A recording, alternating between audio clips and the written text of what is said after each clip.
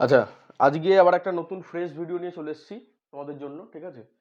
তো এর আগে আমাদের কিন্তু চ্যানেলে কয়েকটা ইনফরমেশন তোমাদেরকে দিয়ে রাখি। আমাদের চ্যানেলটা কিন্তু প্রায় ৩ বছরের পুরনো এবং তার সাথে আরেকটা জিনিস ইনফরমেশন তোমাকে জানিয়ে রাখি, সেটা হচ্ছে ওয়েস্ট বেঙ্গলে প্রথম কিন্তু জিলেটের অনলাইন প্রিপারেশন এটা কিন্তু প্রথম আমাদের জিলেট একাডেমি কিন্তু স্টার্ট করে। এটা একটা ইনফরমেশন। আর সেকেন্ড ইনফরমেশন যেটা দিতে চাই, আমাদের চ্যানেলে কিন্তু অলরেডি প্রায় 50-এর ওপর ভিডিও আমাদের কিন্তু আপলোড করা আছে। ডিফারেন্ট ডিফারেন্ট টপিকের ওপর, ডিফারেন্ট ডিফারেন্ট সাবজেক্টের ওপর প্রায় 50-এর ওপর ভিডিও কিন্তু আমাদের চ্যানেলে তোমরা পেয়ে যাবে। তো যারা সেলফ স্টাডি করছো বা অন্যান্য কোচিংয়ে যারা জয়েন আছো, তারা সবাই কিন্তু আমাদের এই চ্যানেলটাকে ফলো করো এবং এখানে যে যে সমস্ত ভিডিওগুলো অলরেডি আমরা আপলোড করেছি সেগুলোকে দেখো এবং সেখানে অনেক কোয়ালিটি কন্টেন্ট কিন্তু তোমরা পেয়ে যাবে। তো সেটা তোমরা একটু ফলো করো, ফলে সেখান থেকে নোট বানাও এবং প্রিপারেশন চালিয়ে যাও তোমাদের। তো আজকে বেসিক্যালি আমরা জিলেট প্রিপারেশন রিলেটেড একটা ভিডিও আমরা নিয়ে আসছি। তো যেখানে বিশেষ করে আমরা ইঞ্জিনিয়ারিং ম্যাথামেটিক্স, শুধু ইঞ্জিনিয়ারিং ম্যাথামেটিক্স নয়, এখানে আমরা অন্যান্য যে সাবজেক্টগুলো রয়েছে তাদেরও আমরা স্ট্র্যাটেজিটা একবারে এক ঝলকে দেখে নেবো। একটা ছোট ওভারভিউ নিয়ে নেবো যে আমাদের থ্রু আউট প্রিপারেশন কিরকম হওয়া উচিত এবং প্রিপারেশনে কী কী সেগমেন্ট আমাদের অ্যাড করা উচিত একটা টোটাল প্রিপারেশনের ওপর, ঠিক আছে? তো বেসিক্যালি সেটার উপর আমরা ডিসকাস করবো। এখানে আমি হয়তো দিতে পারি এখানে হেডিংটা ইঞ্জিনিয়ারিং ম্যাথামেটিক্সের জন্য, যেটা আমাদের 100-এর মধ্যে 20 মার্কস আছে। বাট এই ইঞ্জিনিয়ারিং ম্যাথামেটিক্স ছাড়া এখানে তো কোনো ম্যাথামেটিক্স রিলেটেড কোনো কিছু ইনফরমেশন দেবো না। এটা যেটা দেবো একটা ওভারঅল ভিউ দেবো। তো শুধু এটা ইঞ্জিনিয়ারিং ম্যাথামেটিক্স নয়, এটা তোমরা যে কোনো সাবজেক্টেই এই একই সেম রুলটাকে তোমরা ফলো করবে ফার্দার, ঠিক আছে? আর এখানে ইঞ্জিনিয়ারিং ম্যাথামেটিক্স হেডিং দেওয়ার তার কারণ হচ্ছে এই যে ভিডিও সিরিজটা আমরা চালু করছি আজকে থেকে, এর পরবর্তী আমরা ভিডিও সিরিজটাতে ম্যাথামেটিক্স রিলেটেড মানে এইটা হলো প্রিপারেশন স্ট্র্যাটেজি। এরপরে চলে আসবো আমাদের সিলেবাস ডিসকাশন, তারপরে আসবো স্ট্যান্ডার্ড বুকস, হ্যাঁ, তারপরে আসবো কিভাবে আমরা প্রিপারেশন স্ট্র্যাটেজিটা নিয়ে যাবো, ইম্পর্টেন্ট কি কি টপিক্স আছে, আর সাজেস্টিভ কোন কোন চ্যাপ্টারগুলোকে আমরা দেখবো আমাদের প্রিপারেশনের জন্য। তো এরকম একটা টোটাল ভিডিও সিরিজ আমরা লঞ্চ করতে চলেছি। তো তার মধ্যেই সেই ভিডিও সিরিজের 1 নম্বর বা প্রথম যে ভিডিও, সেটা হচ্ছে আমাদের এই প্রিপারেশন স্ট্র্যাটেজি। তো ওই জন্য হেডিংয়ে আমি লিখে দিয়েছি প্রিপারেশন স্ট্র্যাটেজি, ব্র্যাকেটে লিখে দিয়েছি ইঞ্জিনিয়ারিং ম্যাথামেটিক্স। বাট এই যে ভিডিওটা আমরা এখানে ডিসকাস করবো, আবার বলছি, এই ভিডিওটা কিন্তু আমরা অন্যান্য সাবজেক্টের জন্য অ্যাপ্লাই করবো সেম অ্যাপ্রোচে, ঠিক আছে?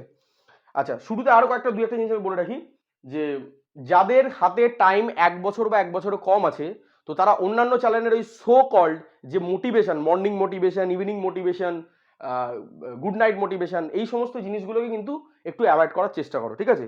এই মোটিভেশন ভিডিও এগুলো বেসিক্যালি তাদের জন্য প্রযোজ্য যারা 3 ইয়ার্স এখনো টাইম আছে যাদের হাতে, বা যাদের হাতে 2 ইয়ার্স টাইম আছে তাদের জন্য ঠিক আছে। আদারওয়াইজ তুমি যদি 1 বছর তোমার হাতে যদি টাইম থাকে আর তুমি এখন পড়ে আছো সারা দিন রাত ইউটিউবের কোন চ্যানেলে মোটিভেশনে দিচ্ছে, পড়তে ভালো লাগছে না, এই সমস্ত ভিডিও তুমি যদি এখন দেখো, তাহলে কিন্তু ওই সময়টায় অন্য লোক কিন্তু তোমার আগে থেকে বেরিয়ে চলে যাবে। তো মনে রেখো, ওই যাদের এখন 1 বছরের কম সময় আছে আর তারা এখন মোটিভেশন ভিডিও নিয়ে পড়ে আছে সো কল্ড, তো তাদের জন্য কিন্তু আমি বলে রাখি প্রিপারেশন তারা কিন্তু অনেক পিছিয়ে যাবে। অতএব এই ডিসক্লেমারটা আমি দিয়ে রাখবো। আর যার জন্য তোমরা লক্ষ্য করে থাকবে, আমার প্রায় এই 3 বছর এই জিলেট একাডেমি চ্যানেলে একাডেমিক জার্নিতে আমাদের এখানে কিন্তু কোনো মোটিভেশন ভিডিও এরকম পাবে না তুমি। সারা ইউটিউব চ্যানেল খুঁজে নাও, এখানে কিন্তু শুধু কন্টেন্ট ছাড়া এর বাইরে কোনো কিছু নেই। কেন? মোটিভেশন সো কল্ড একটা ট্র্যাপ। মোটিভেশন কাদের লাগে? যারা 3 বছর হাতে সময় আছে, প্রথম বছরে প্রিপারেশন স্টার্টই করতে পারছে না, বা স্টার্ট করলে বিভিন্ন রকম সমস্যা দেখা দিচ্ছে, তাদের জন্য মোটিভেশন ভিডিও কাজে লাগবে। আদারওয়াইজ বাকিদের জন্য কিন্তু, যারা একদম লাস্ট স্টেজে আছে তাদের জন্য কিন্তু এখন মোটিভেশনের সময় নেই। ওই যে 10 মিনিট বা ওই যে 15 মিনিট বা ওই 20 মিনিট দিনের শেষে তুমি যে ইউটিউব ভিডিওটা চালিয়ে যে তোমার 10টা মিনিট, মূল্যবান 10টা মিনিট বা 20টা মিনিট সময় তুমি নষ্ট করছো তোমার মোটিভেশন ভিডিও দেখার জন্য বিভিন্ন চ্যানেলের, তো সেই সময়টা কিন্তু তুমি ওখানে না দিয়ে এখন এমসিকিউ সলভে টাইম দাও বা রিভিশনে টাইম দাও, তাতে কিন্তু অনেক বেশি বেনিফিশিয়াল হবে, অনেক বেশি হেল্পফুল হবে। তো এই ডিসক্লেমারটা আমি দিয়ে দিলাম। এখানে যা কথা হবে একদম স্ট্রেট কাট কথা হবে, কারো যদি ভালো না লাগে সোজাসুজি ভিডিওটাকে ডিসলাইক মেরে বেরিয়ে যাও। কিন্তু তাদের জন্য এই ভিডিওটা নয় যারা শুনতে পারবে না, ঠিক আছে? আর যাদের কান দিয়ে মনে হবে রক্তপাত হচ্ছে বা নিতে পারছো না ভিডিওগুলো, তারা স্কিপ করে যাও, টোটালি স্কিপ করে যাও, এই ভিডিও দেখার জন্য না, এটা তাদের জন্য নয়। এটা তাদের জন্য এই ভিডিওটা যারা সিরিয়াস ক্যান্ডিডেট আছে এবং যারা মনে করছে যে না আমরা কিছু করব, আমাদের নিজেদের দমে কিছু করে দেখাবো, তাদের জন্য এই ভিডিওটা, বলতে পারলাম? তো যাদের এটা শুনতে বাজে লাগবে তাদের শুরুতেই বলছি ভিডিও দেখার দরকার নেই, দয়া করে হাত জোর করে বলছি ভিডিওটা স্কিপ করো, ডিসলাইক মারো, বেরিয়ে যাও, তোমাদের জন্য এই ভিডিও নয়, বলতে পারলাম? সো এই স্টেট কাট কথাগুলো যারা শুনতে পারবে, যাদের হজম করার ক্ষমতা আছে, তারা এই ভিডিওটাকে কন্টিনিউ করো। আর আরেকটা কথা বলে রাখি, ভিডিওটাকে মাঝখান থেকে স্কিপ করবে না। যারা একদম শেষ ফেজে আসো, মানে সামনে যাদের পরীক্ষা, তাদের জন্য এখানে বোনাস কিছু স্টিপ থাকবে, বা সেটা আমরা শেষের দিকে আমরা দেখে নেবো, বা একদম শেষের দিকে আমি এটা ডিসকাস করবো। বাট ততক্ষণ অবধি আমরা শুরুতে আগে পুরো স্ট্র্যাটেজিটাকে একবার ডিসকাস করছি, এটা দেখো। আচ্ছা, এই ভিডিওটা কাদের জন্য হেল্পফুল হবে? যারা সামনে পরীক্ষা দিতে যাচ্ছে তাদের জন্য হেল্পফুল হবে, যারা নেক্সট বছর পরীক্ষা দেবে তাদের জন্য হেল্পফুল হবে, যারা তারপরের বছর পরীক্ষা দেবে হেল্পফুল হবে, যারা 5 বছর বাদে পরীক্ষা দেবে তাদের জন্য হেল্পফুল হবে, বুঝতে পারলাম? তাহলে টার্গেট অডিয়েন্স কারা? জিলেট অ্যাসপিরেন্ট, নেক্সট 2-3 বছর, 5 বছর, 10 বছর, নেক্সট আমাদের যত এক্সাম আসবে নেক্সট যে অ্যাটেম্পগুলো আমরা দেবে তোমরা দিতে চলেছো তাদের সবার জন্য এই ভিডিওটা হেল্পফুল হবে, বলতে পারলাম? তো চলো স্টার্ট করা যাক। আবারও বলছি, আমি হেডিং দিয়েছি ইঞ্জিনিয়ারিং ম্যাথামেটিক্স, যেটা 20 মার্কস। কেন? কারণ এই ভিডিও সিরিজের পরবর্তী যে ভিডিওগুলো আসবে সেটা ম্যাথামেটিক্স রিলেটেড হবে, তাই জন্য আমি হেডিং এটা দিয়েছি। বাট প্রিপারেশন স্ট্র্যাটেজি সব সাবজেক্টের জন্য, 6টা যে সাবজেক্ট আছে আমাদের, ইভিএস, কম্পিউটার, ইটেক, engineering mechanics, strength of material আর ইঞ্জিনিয়ারিং ম্যাথামেটিক্স, সব কটার জন্য কিন্তু আমাদের সেম স্ট্র্যাটেজি ফলো করা হবে, বলতে পারলাম? তো চলো দেখা যাক। আমাদের যে জিলেট প্রিপারেশন আছে সেই প্রিপারেশনটাকে টাইমের রেসপেক্টে আমরা বেসিক্যালি 3টে সেগমেন্টে ভাগ করি, বলতে পারলাম?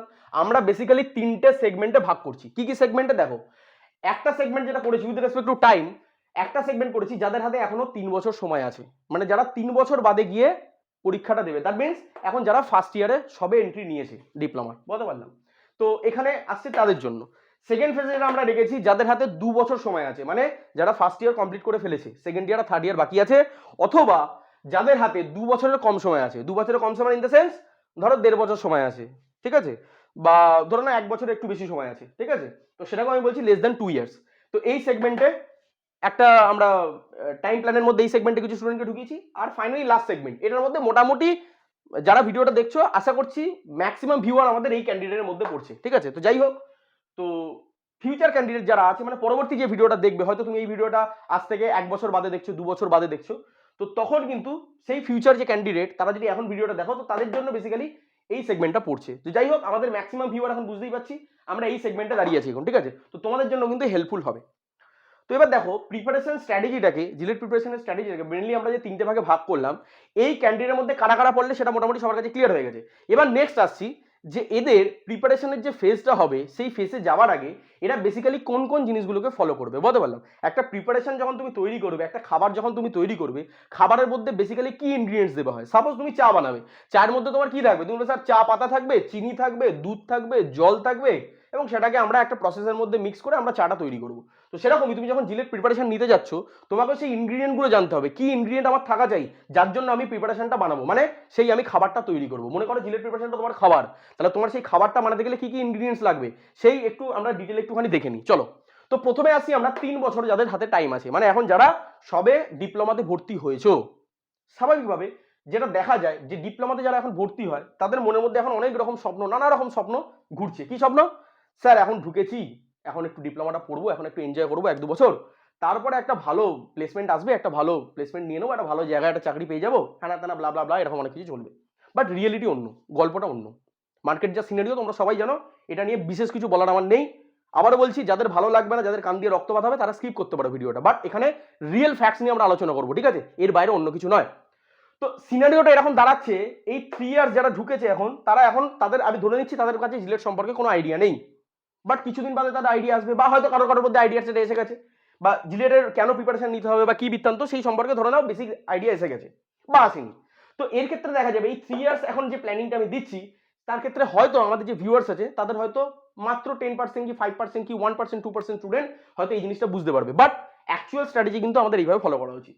বাট এখানে আমি স্টারটা দিয়েছি কেন, এখানে বুঝতে হবে এখানে স্টার মার্কটা কেন দিয়েছি। কারণ কি, যেহেতু বললাম যে 3 ইয়ার্সে তাদের মধ্যে এখন গল্পটা সেরকম ক্লিয়ার নেই, সো তারা এখন বুঝতে পারছে না, তারা এখন বিভিন্ন রকম স্বপ্নতে মেতে আছে, তারা অ্যাকচুয়াল সিনারিও বুঝতে পারছে না। পরে বুঝতে পারবে যখন যে মাইনেটা দেখবে 5,000-6,000 মাইনে, তখন বুঝতে পারবে যে জায়গাটা কিরকম। এটা সবার জন্য নয়, অবশ্যই ভালো কলেজে ভালো প্লেসমেন্ট আছে, আমি সেটা নিয়ে কিছু বলতে চাইছি না। But most of the cases আমাদেরকে যেটা মাথায় রাখতে হবে যে ভালো প্লেসমেন্ট যদি আমি পাই, ঠিক আছে, ভালো কোম্পানিতে যদি আমি জয়েন করি, অবভিয়াসলি ভালো। আদারওয়াইজ কিন্তু আমার হাতে নেক্সট অপশনটা থেকে যায়, সেটা কিন্তু অবশ্যই JELET preparation. That means higher স্টাডির জন্য আমাকে শিফট করতেই হবে। আর হায়ার স্টাডিজ গেলে তোমরা বুঝতেই পারছো জিলেটের কথা কেন আসছে। কারণ কি, এই যে মার্কেট সিনারিও, সেখানে কিন্তু গভর্নমেন্ট কলেজের সংখ্যা অনেক কম। সেখান থেকে ভালো প্রিপারেশন নিয়ে যদি ভালো একটা র্যাঙ্ক করতে পারো, গভর্নমেন্ট কলেজে যদি অ্যাডমিশন নাও, তাহলে কি হবে, তোমার বাড়ির, তোমার পেছনে যে টাকা ঢালার যে একটা অ্যামাউন্ট, মানে সেই 2-2.5 লাখ টাকা যে খরচা, সেই খরচাটা তোমার রিডিউস হয়ে গিয়ে একটা মোটামুটি 50,000, 40,000 কি 30,000-এর মধ্যে একটা টোটাল ওভারঅল 3 বছরের বিটেকটা তোমার কমপ্লিট হয়ে যাবে। তো সেই কারণেই তোমরা প্রিপারেশনের জন্য এসছো, বা তার কারণেই তোমরা এই ভিডিওটা দেখছো এখন। যাই হোক, তার মানে বুঝতেই পারছো এই ক্যান্ডিডেটটা হয়তো সংখ্যায় বেশি হবে। এবং আমাদেরও কোচিংও দেখা যায় ম্যাক্সিমাম যে ক্যান্ডিডেট আসে তাদের মধ্যে কিন্তু এই জায়গাটা সংখ্যাটা বেশি। মানে প্রথম বছরে 3 বছর যখন আছে, যখন ঢুকেছে, তখন হয়তো তাদের আইডিয়াটা তো তৈরি হয়নি। বাট 1 বছর যাওয়ার সাথে সাথে তারা মার্কেট সিনারিও বুঝে গেছে যে এই কোম্পানি আসবে, এই জব প্রোফাইল, এই স্যালারি হতে পারে, এই প্লেসমেন্টের সিনারিও, ঠিক আছে। তো সেখান থেকে আমার কোন দিকে যাওয়া উচিত, সাপোজ তুমি এবার ঠিক করে নিয়েছো যে না আমার জিলেট প্রিপারেশনের দিকে যাওয়া উচিত, এবং সাথে সাথে অ্যাট দ্য সেম টাইম আমাকে প্লেসমেন্টগুলো বসা উচিত। যদি ভালো কিছু আসে, ভালো যদি অপশন আসে, অবশ্যই করবো। আদারওয়াইজ আমার মেইন ফোকাস হয়তো জিলেট। তো যারা ভেবে নিয়েছে সেই ক্যান্ডিডেটের সংখ্যাটা কিন্তু এটা, বলতে পারলাম। তো তাই জন্য এদেরকে আমরা 2 ইয়ার্স বা লেস দেন 2 ইয়ার্সের ক্যাটাগরিতে রেখেছি এবং স্টার মার্কস দিয়েছি, কারণ কি এই সংখ্যাটা সব থেকে বেশি। অ্যান্ড ফাইনালি তার থেকেও বেশি যে সংখ্যাটা আছে সেটা হচ্ছে এই ভদ্রলোক। কেন কেন এখানে একটু গল্প দিয়ে রাখি, ফ্যাক্টস, রিয়েল ফ্যাক্ট বলে রাখি। তুমি যখন শুরুতে 3 বছর নিয়েছিলে তুমি কি স্বপ্ন দেখেছিলে? প্লেসমেন্ট নেবো, ব্লা ব্লা ব্লা অনেক কিছু দেখেছিলে।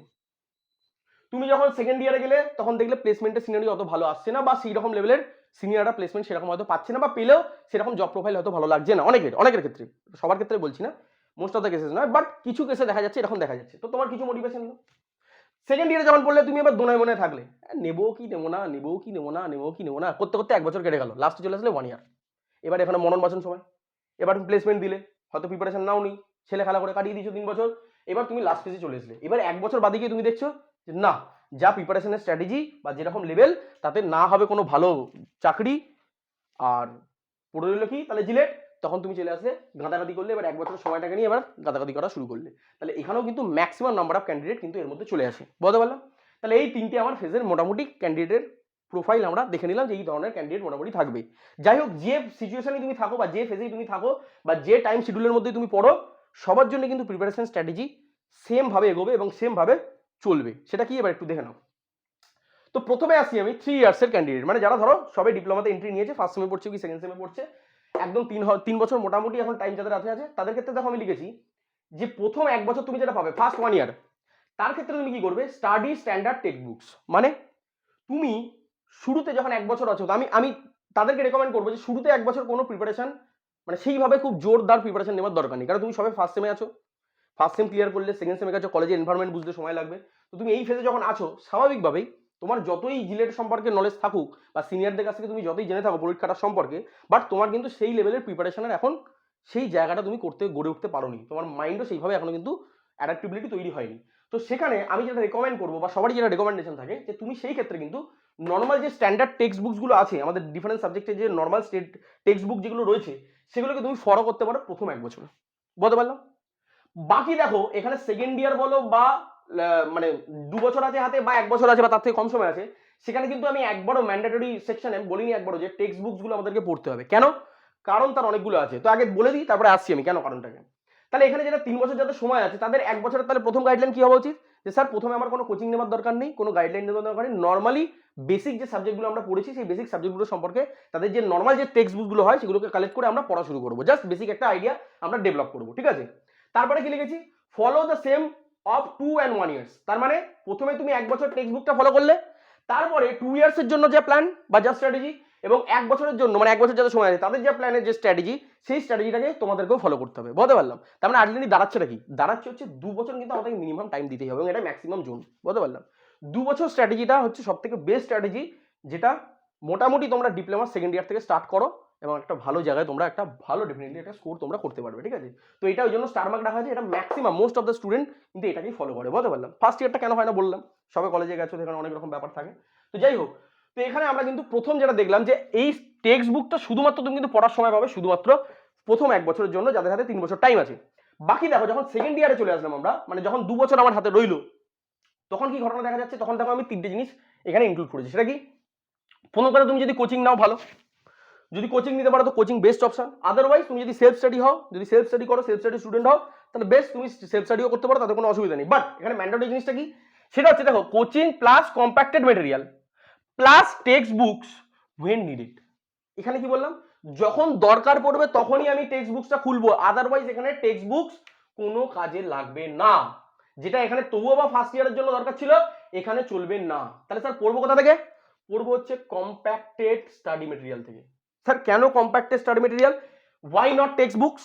মনে রাখবে, একটা পার্টিকুলার চ্যাপ্টারকে তুমি যখন রেডি করছো, তুমি যখন পড়ছো বা তুমি যখন সেটা সম্পর্কে জানার চেষ্টা করছো, মানে কনসেপ্ট বিল্ডিং করছো, থিওরিটিক্যাল নলেজ নিচ্ছ, নিউমেরিক্যাল সলভ করার চেষ্টা করছো, এই সমস্ত কাজ যখন তুমি করবে একদম স্টার্টিং ফেজে, তোমার যেটা মাথায় রাখতে হবে সেটা হচ্ছে যে যখনই আমরা একটা চ্যাপ্টার বা যখন একটা টপিক, যখন আমরা কনসেপ্টটা ক্লিয়ার করতে যাব, তখন কিন্তু আমাদের টেক্সট বুকের যদি সাহায্য নিই, প্রথম কথা সেখানে অনেক এলাবোরেটলি লেখা আছে, আর দ্বিতীয় কথা আমাদের একটা কম্পিটিটিভ এক্সাম, একটা কম্পিটিটিভ ওয়ার্ল্ডে আমরা আছি, এখানে একটা কম্পিটিশনটা বিরাট বড় একটা ম্যাটার করে।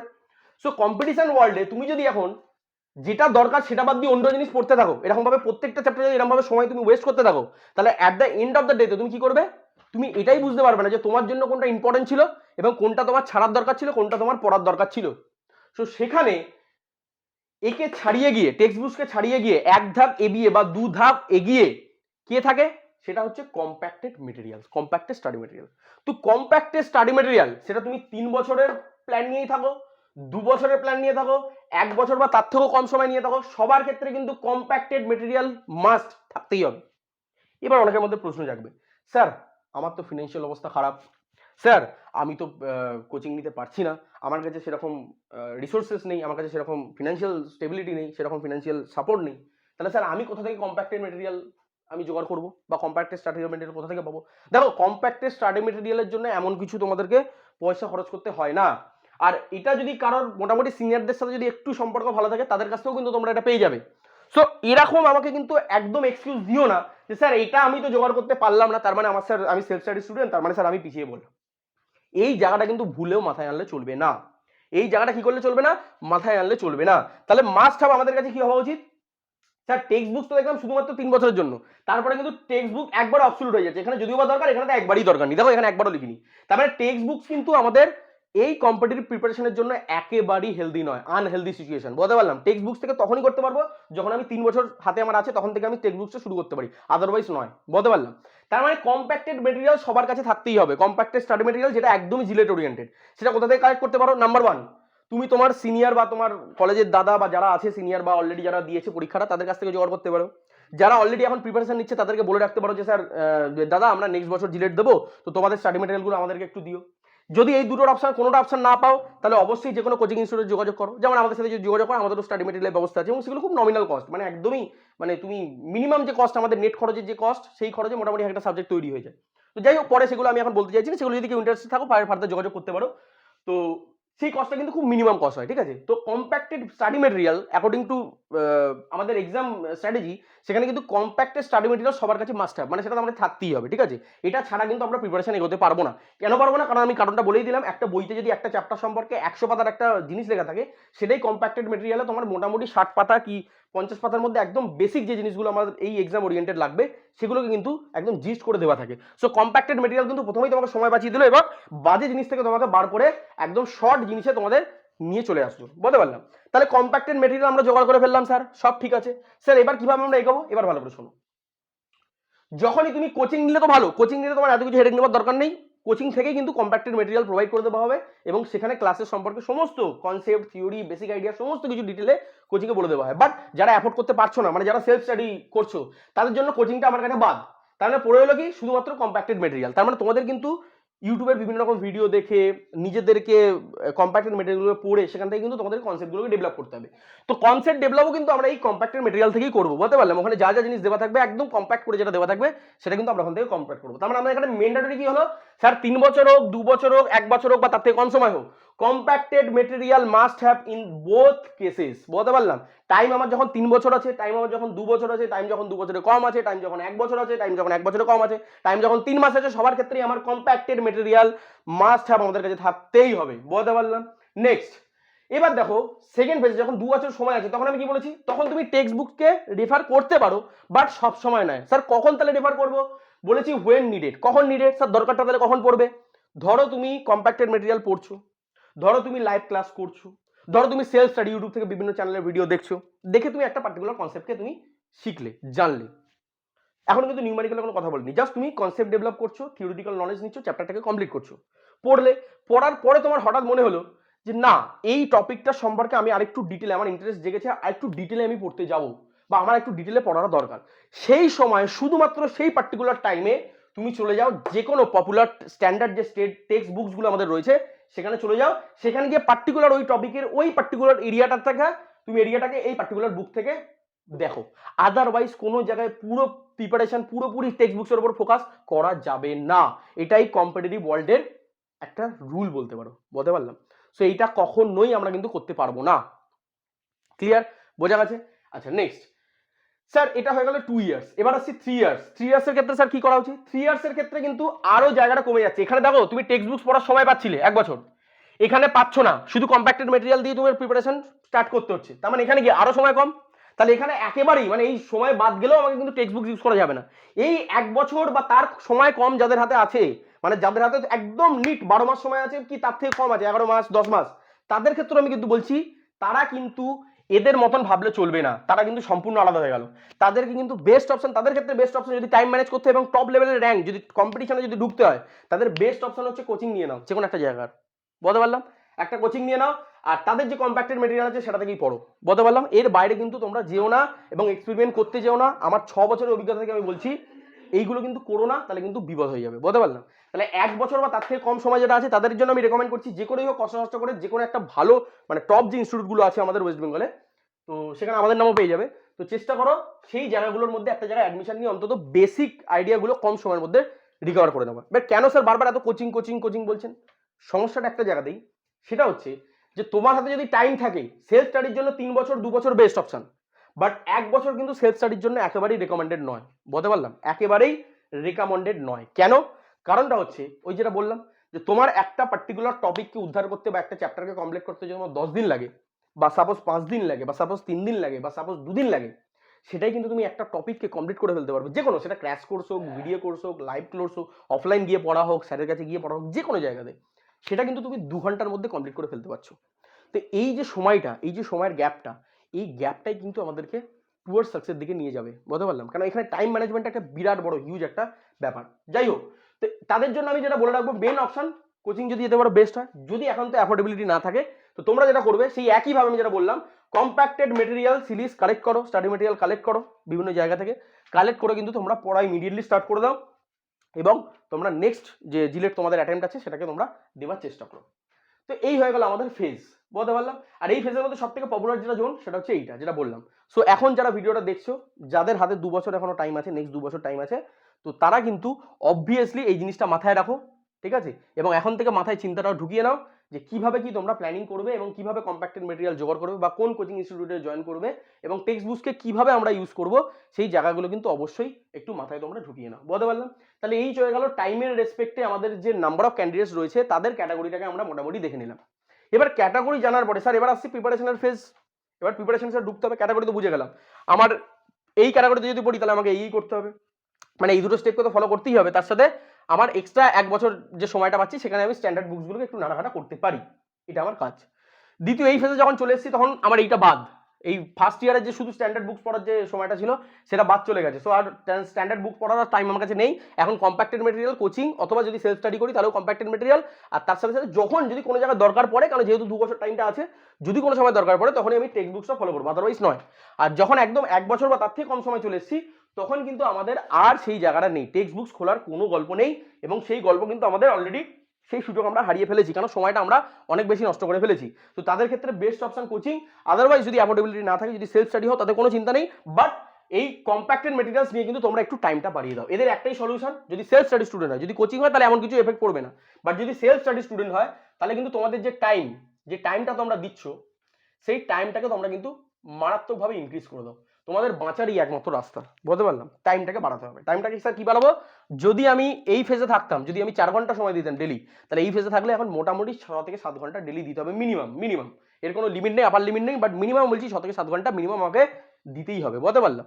এই হচ্ছে আমার গল্প, ঠিক আছে? আচ্ছা, এবার দেখো স্যার এই জিনিসগুলো তো মোটামুটি স্যার বুঝতে পারলাম। এবার আসছি স্যার ফেজে। এবার ফেজ যখন করব, বেসিক্যালি এই 3 ধরনের ক্যাটাগরি তুমি যে ক্যাটাগরিতেই পড়ো, মানে তুমি যে টাইম ক্যাটাগরিতেই পড়ো, তোমাদের সবার জন্য এই বোথ কেসের কাটার জন্য, মানে বোথ ক্যাটাগরির জন্য তোমাদের 3টে ফেজ জেনারেলি ফলো করতে হবে। বলতে পারলাম? আবার বলছি, শুরুতে আমি হেডিং দিয়েছিলাম ইঞ্জিনিয়ারিং ম্যাথামেটিক্স, বাট এটা যে কোনো সাবজেক্টের জন্য একই অ্যাপ্রোচ কাজে লাগানো হবে। বলতে পারলাম? চলো স্যার 3টে কেসেরই জন্য আমাদের ফেজ কি কি হওয়া উচিত? দেখো, যখন 3 বছর আছে তাহলে তোমার 1 বছর করে 3টে ফেজ তুমি দিতে পারো। যখন তোমার কাছে 2 বছর আছে, 2 বছরের যে টাইমটা টোটাল, ঠিক আছে, 2 বছর মানে কত? 12 দুগুণে 24 মাস। তাহলে এই 24 মাস যে সময়টা আছে সেই 24 মাস সময়টাকে তোমাদেরকে 3টে ভাগে ভাগ করতে হবে। আর স্যার আমি এখন 1 বছরে আছি বা 9 মাসে আছি বা 10 মাসে আছি, তাহলে তোমাকেও কিন্তু সেই একইভাবে এই টোটাল যে সময়টা সেটাকে কিন্তু এই 3টে ফেজে ভাগ করে আলাদা করে করতে হবে। বলতে পারলাম? আচ্ছা স্যার, সেটা তো বুঝতে পারলাম, কিন্তু ব্যাপার হচ্ছে যে স্যার তার মানে যে 3 বছর সময় দিচ্ছে তার যে ফেজে টাইম, আর আমি যখন 2 বছর দিচ্ছি তার যে পার ফেজে টাইম, আর আমি যখন 1 বছর বা 6 মাস আমার আছে তার যে ফেজে টাইম, তাহলে স্যার সেটা তো কোনোভাবে ম্যাচ হবে না। এটা তো ডেফিনেটলি যত আর্লি তুমি শুরু করবে তত তোমার বেটারমেন্ট। সো এখানে একটা জিনিস বলতে পারি, যদি তোমার হাতে ওভারঅল টাইম বেশি থাকে, ওভারঅল স্প্যান যদি তোমার হাতে বেশি থাকে, তাহলে তোমার এই ফেজগুলোতে, ইন্ডিভিজুয়াল ফেজগুলোতে প্রিপারেশনে তোমার টাইমটাকেও কি করবে, তুমি অনেক বেশি মানে সময় লং টার্মটা তুমি পেয়ে যাচ্ছ, মানে সময়টা অনেক ডেজটা অনেক বেশি পাচ্ছ। তাই জন্য তোমার পার ডে স্টাডির যে ক্যাপাসিটি বা যে তোমার শিডিউল থাকবে, সেই শিডিউলটা তুমি কমিয়ে দিতে পারো। বাট যখন তুমি এই ফেজ বা এই ফেজে আসছো, তার মানে কি ওভারঅল স্প্যানটা তোমার কমে গেছে, তাহলে কম স্প্যানে বেশি সংখ্যক আউটপুট কিভাবে পাবো? তখন পার ডে আমাদের যে পড়াশোনার যে লেভেল, সেই লেভেলটাকে আমাদেরকে একটু ইনক্রিজ করতে হবে। ফর এক্সাম্পল, যদি 3 বছর আমি প্রিপারেশন নিয়ে স্টার্ট করি, তাহলে হয়তো দেখা যাচ্ছে অ্যাভারেজে 3 ঘন্টা 4 ঘন্টা বললে হয়ে যাচ্ছে। বাট যখন 2 বছরে পড়ছি, তখন দেখছি আরেকটু বাড়াতে হচ্ছে 5 ঘন্টা 6 ঘন্টা। তার মানে যখন আমি 1 বছর বা তার থেকে কম সময় আসছি, তখন আমাকে 7 8 10 12 ঘন্টা অবধি কিন্তু আমাকে মোটামুটি টাইম দিতে হবে, যদি আমার মোটিভেশন বা আমার যদি সেই লেভেলের চিন্তা থাকে যে না আমি টপ 5 র্যাঙ্ক আনবই, এর বাইরে নয়। আবার বলছি, যাদের কান দিয়ে রক্তপাত হচ্ছে বা যাদের একদম সুইটেবল নয়, তারা চলে যাও বাবু, আমার চ্যানেলটা তাদের জন্য নয়। তারা মোটিভেশন যাও, মর্নিং মোটিভেশন নাও, নাইট মোটিভেশন নাও, এইসব নিয়ে করো।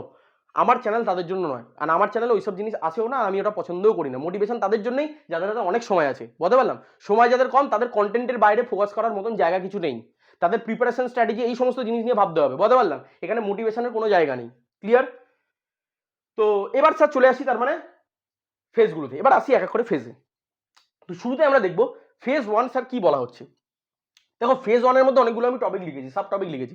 ফেজ 1 এ আমাদের কি করতে হবে? আচ্ছা, তার আগে একটা কথা বলে রাখি, আমাদের টোটাল যে টাইম থাক, সেটা 2 বছর হোক, 1 বছর হোক, 3 বছর হোক, যাই টাইম থাক, তার মধ্যে কিন্তু মোটামুটি একটু বেশি সময় দেবে কিন্তু মোটামুটি ফেজ 1 এ। মানে যদি 3 দিয়ে ভাড়ো, 100% কে যদি 3 দিয়ে ভাগ করো, তার মানে 33% করে অ্যাভারেজে আসছে। কিন্তু এখানে মনে রাখবে, এই ফেজটাতে একটু সময় তুলনামূলক বেশি দিতে হবে। কতটা দিতে হবে স্যার?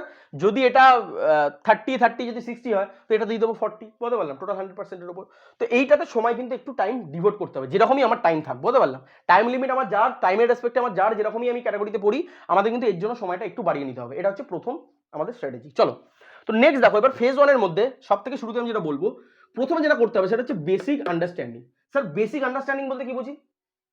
এই বেসিক আন্ডারস্ট্যান্ডিং রিলেটেড অনেকগুলো ফ্যাক্টর সামনে চলে আসে। স্যার কি কি, সেটা ভালো করে শোনো। প্রথম কথা, বেসিক আন্ডারস্ট্যান্ডিংটা আমাদের বেসিক যেটা তৈরি হয়, সেটা হচ্ছে আমাদের ফান্ডামেন্টালস থেকে। এবার এই ফান্ডামেন্টালস যখন কথা তুললাম, তখন আমাদের দুটো তিনটে জিনিস চলে আসে। প্রথম কথা, ব্যাকগ্রাউন্ড চলে আসে। Fundamental comes with the background. Sir background বলতে, স্যার আমি বিকম পড়ছিলাম 11-এ, পড়তে পড়তে স্যার ডিপ্লোমায় ঢুকে গেছি। আমি জেক্সপো দিয়েছি, ডিপ্লোমায় চান্স পেয়ে গেছি, কলেজে ভালো স্ট্রিম পেয়ে গেছি, ঢুকে গেছি। স্যার আমি মাধ্যমিক দিয়েছিলাম, তারপরে আর এইচএসে করিনি, এইচএস আমার ভালো লাগেনি, আমি জেক্সপো দিয়েছি, ভালো র্যাঙ্ক করেছি, আমি ডিপ্লোমা অ্যাডমিশন নিয়ে নিয়েছি। স্যার আমি 12 সায়েন্স করেছি, আমি ভালো ছেলে ছিলাম, কোনোভাবে ডাব্লিউবিজেইতে বা ভালো জয়েন্টের কোনো পরীক্ষাতে আমি হয়তো সেরকম আশানুরূপ কোনো আমি র্যাঙ্ক করতে পারিনি, বাট স্টিল আমি জেক্সপোতে ভালো র্যাঙ্ক করেছি, করে আমি সেখানে অ্যাডমিশন নিয়ে নিয়েছি। স্যার আমার আইআইটি যেই হয়নি, আর আমি এআইটি বিলিতে যাবো না, শুরু থেকে আমার ইচ্ছা ছিল, বাট আমি তাই জন্য চিন্তা করেছি যে না, আমি ডিপ্লোমা দিয়ে কম বাজেটের মধ্যে আমি আমার ইঞ্জিনিয়ারিংটা কন্টিনিউ করবো। তো এক এক জনের এক এক রকম মোটিভ বা প্রিভিয়াস হিস্ট্রি আছে, তার রেসপেক্টে তোমরা ডিপ্লোমাতে অ্যাডমিশন নিয়েছো। বাট সবার কাছে একটা জিনিস মনে রাখবে, যে সবার কাছে কিন্তু ফান্ডামেন্টালটা বা বেসিক আন্ডারস্ট্যান্ডিংটা কিন্তু ক্লিয়ার হতে হবে। এবার এই বেসিক আন্ডারস্ট্যান্ডিং এর যখনই আমি কথা বললাম, তখন এই ডিফারেন্স ক্রিয়েটটা হয়ে যায়। কি? আজকে যে ছেলেটা সিরিয়াসলি এইচএসে পড়াশোনা করেছে, সামহাউ সে ডাব্লিউবিজেই বা অন্যান্য কোনো জয়েন্টের পরীক্ষাতে সে ভালো হয়তো স্কোর করতে পারেনি। তার মানে কি, তার সামহাউ হয়তো সেই পার্টিকুলার পরীক্ষাগুলোতে হয়তো সেরকম কিছু রেজাল্ট আসেনি, বাট তার কিন্তু ফান্ডামেন্টাল বা আন্ডারস্ট্যান্ডিং ক্লিয়ারগুলো, সায়েন্স বা ফিজিক্স বা ম্যাথসের যে আন্ডারস্ট্যান্ডিং, সেই বেসিক আন্ডারস্ট্যান্ডিংগুলো তার কাছে ক্লিয়ার আছে। তো তার ক্ষেত্রে কিন্তু বেসিক আন্ডারস্ট্যান্ডিং বলতে আলাদা করে আর কোনো কলম করার দরকার নেই। বাট যে ছেলেটা মাধ্যমিকে, এটা আমি কারোকে খারাপভাবে নিও না, মানে যে ছেলেটা মাধ্যমিকে হয়তো জাস্ট একটা অ্যাভারেজ গ্রেডের স্টুডেন্ট ছিল, সে অত ডিটেলস হয়তো পড়েনি, তারপরে সে এইচএসও কমপ্লিট করেনি, হঠাৎ করে তাকে ক্যালকুলাস, ইন্টিগ্রেশন, এইগুলো জিনিসগুলোকে করতে হচ্ছে, তো তার কাছে কিন্তু এই বেসিক আন্ডারস্ট্যান্ডিং এর জায়গাটাতে কিন্তু একটা ছোট্ট জিজ্ঞাসা চিহ্ন পড়ে যাবে। কি বলতে চাইছি ভালো করে বোঝো, বোঝার চেষ্টা করো জায়গাটা। তো এটা তোমাকে ঠিক করতে হবে, তুমি কোন ফেজে আছো। যদি তুমি সায়েন্স করে আসো, তুমি যদি সত্যি ম্যাথামেটিক্স বা ফিজিক্সে ইন্টারেস্ট তোমার ছোট থেকেই ছিল এবং তুমি সত্যি সেগুলোতে পারফরমেন্স ভালো করো, সামহাউ তুমি ডিপ্লোমাতে ভর্তি হয়েছো অন্য কারণে, সাপোজ সেটা ফিনান্সিয়াল কারণ হতে পারে, সেটা এক্সামের অত আইডিয়া না থাকতে পারে, সেটা অন্যান্য জায়গায় অন্যান্য অপরচুনিটির আইডিয়া হয়তো না থাকতে পারে, যে কোনো কারণে হয়তো তুমি ডিপ্লোমা পড়ছো, এটা তো খারাপ কিছু না, অবশ্যই একটা ইঞ্জিনিয়ারিং পড়ছো, অবশ্যই তার একটা বেটার অপরচুনিটি আছে, বাট কোনো কারণে তুমি পড়ছো, তার মানে তোমার এই জায়গাটা তোমার কাছে আর নতুন করে কোনো কিছু নেই, তুমি নেক্সট পয়েন্টগুলো তুমি শুরু করতে পারো বা স্টার্ট করতে পারো। তো এখানে কিন্তু নিজেদেরকে ঠিক করতে হবে। তো এখান থেকে আরেকটা বড় যেটা পয়েন্ট চলে আসে, সেটা হচ্ছে যারা সেলফ স্টাডি কাদের জন্য বেস্ট। সেলফ স্টাডি অবশ্যই সবার জন্য বেস্ট, বাট যাদের কিন্তু মাধ্যমিক দিয়ে চলে এসছো, 11 দিয়ে চলে এসছো, সায়েন্স ব্যাকগ্রাউন্ড নেই, তাদের কিন্তু আমি অন্তত রিকোয়েস্ট করব যে তোমরা এই ভুল কাজটা করো না। এই ভুল কাজটা করো না, কেন তোমাদের অলরেডি ব্যাকগ্রাউন্ড অনেকটাই উইক। স্যার এই কথাগুলো আপনি কি করে বলছেন? কারণ আমার নিজের ব্যাচে তো চলে 40, 50, 60 অ্যাভারেজে এরকম স্টুডেন্ট প্রত্যেক বছরই থাকে। তো সেখান থেকে আমি বলছি যে আমরা নিজেরাও কিন্তু অ্যানালাইজ করে এটা বলতে পারি।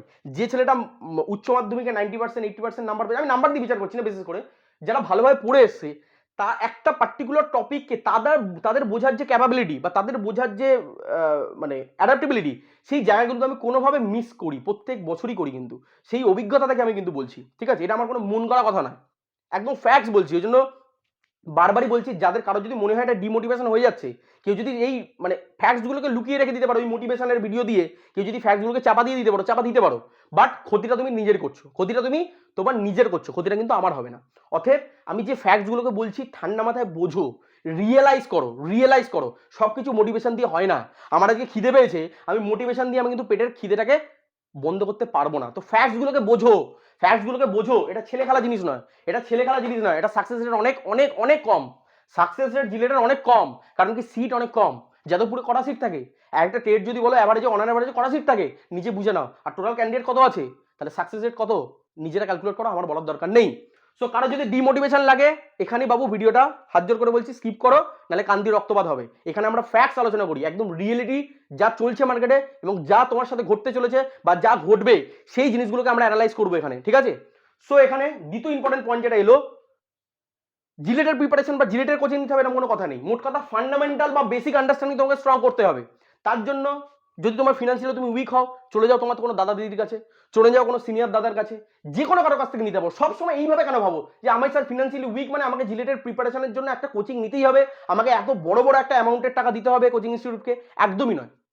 বাট সবার যেটা কমন, সেটা তুমি সেলফ স্টাডি করো, সেটা তুমি কোচিং যাও, যা কিছুই করো, সবার জন্য কিন্তু এই পার্টগুলো কম্পালসারি।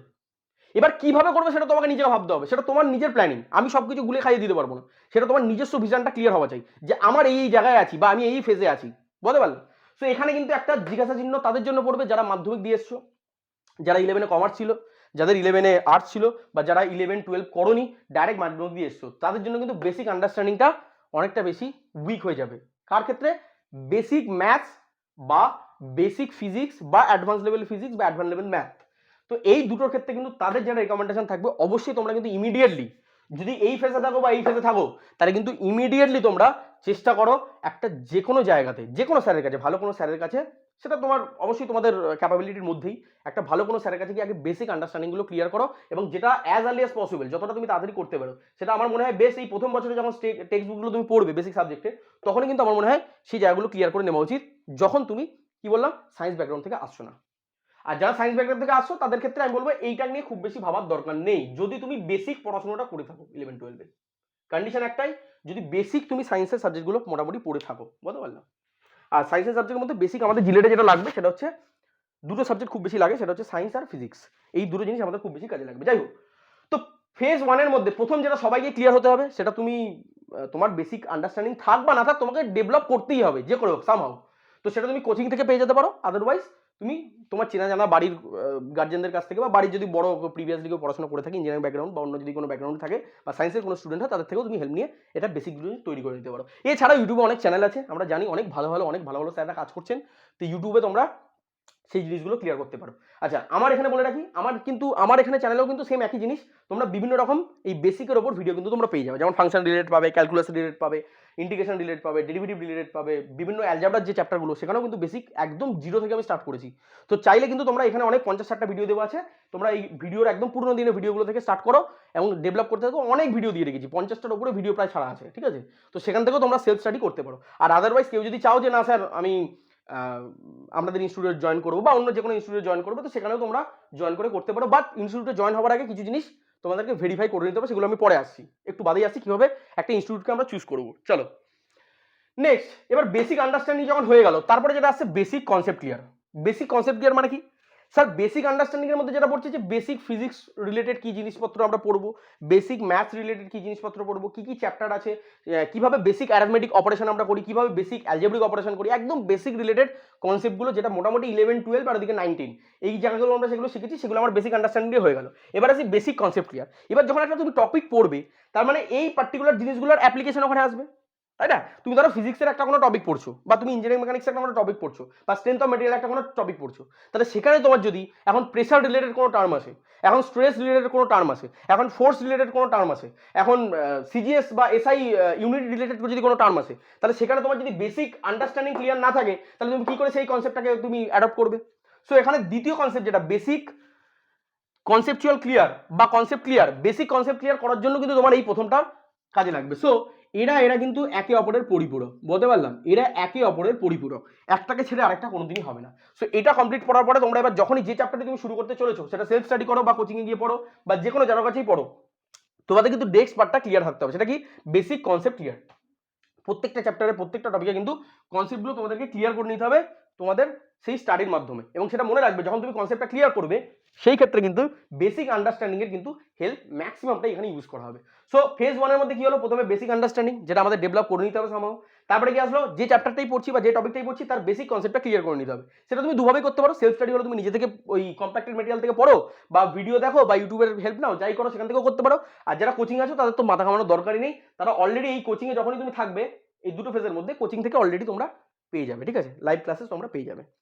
আচ্ছা, এই হয়ে গেল দ্বিতীয় কাজ। এবার তৃতীয় পর্যায়ে হচ্ছে অল থিওরিটিক্যাল নলেজ। এবার দেখো, যখনই তোমার কাছে কনসেপ্ট ক্লিয়ার হয়ে গেল আর বেসিক আন্ডারস্ট্যান্ডিং তোমার কাছে ক্লিয়ার আছে, এরপরে নেক্সট পার্ট আমাদের যেটা আছে সেটা হচ্ছে all theoretical knowledge. All theoretical knowledge হচ্ছে কি পড়ছে? তুমি তো কনসেপ্ট শিখে গেছো, স্যার ক্যালকুলাস কেন করবো, ক্যালকুলাসের মধ্যে কি কি টপিক আছে, কি বৃত্তান্ত না বৃত্তান্ত, ক্যালকুলাস কিভাবে অ্যাপ্লাই করবো, তার ইনপুট কি আউটপুট কি, কিভাবে ক্যালকুলাসটা কাজে লাগানো হয়, কেন ক্যালকুলাস করবো, ডিটেলস তোমার আইডিয়া হয়তো থেকে গেছে। এবার ক্যালকুলাসের মধ্যে বেসিক কিছু ফর্মুলা শিখতে হচ্ছে, বেসিক কিছু অপারেশন শিখতে হচ্ছে, বেসিক কিছু ডেফিনেশন শিখতে হচ্ছে, সমস্তটা বাকি এই আন্ডারস্ট্যান্ডিং এবং কনসেপ্ট ক্লিয়ার বাদ দিয়ে বাকি যা পড়েছে ডেফিনেশন, ফর্মুলাস, তার অ্যাপ্লিকেশনস, সমস্ত কিছু আমরা কিন্তু অল থিওরিটিক্যাল নলেজের মধ্যে পড়ে যাচ্ছে।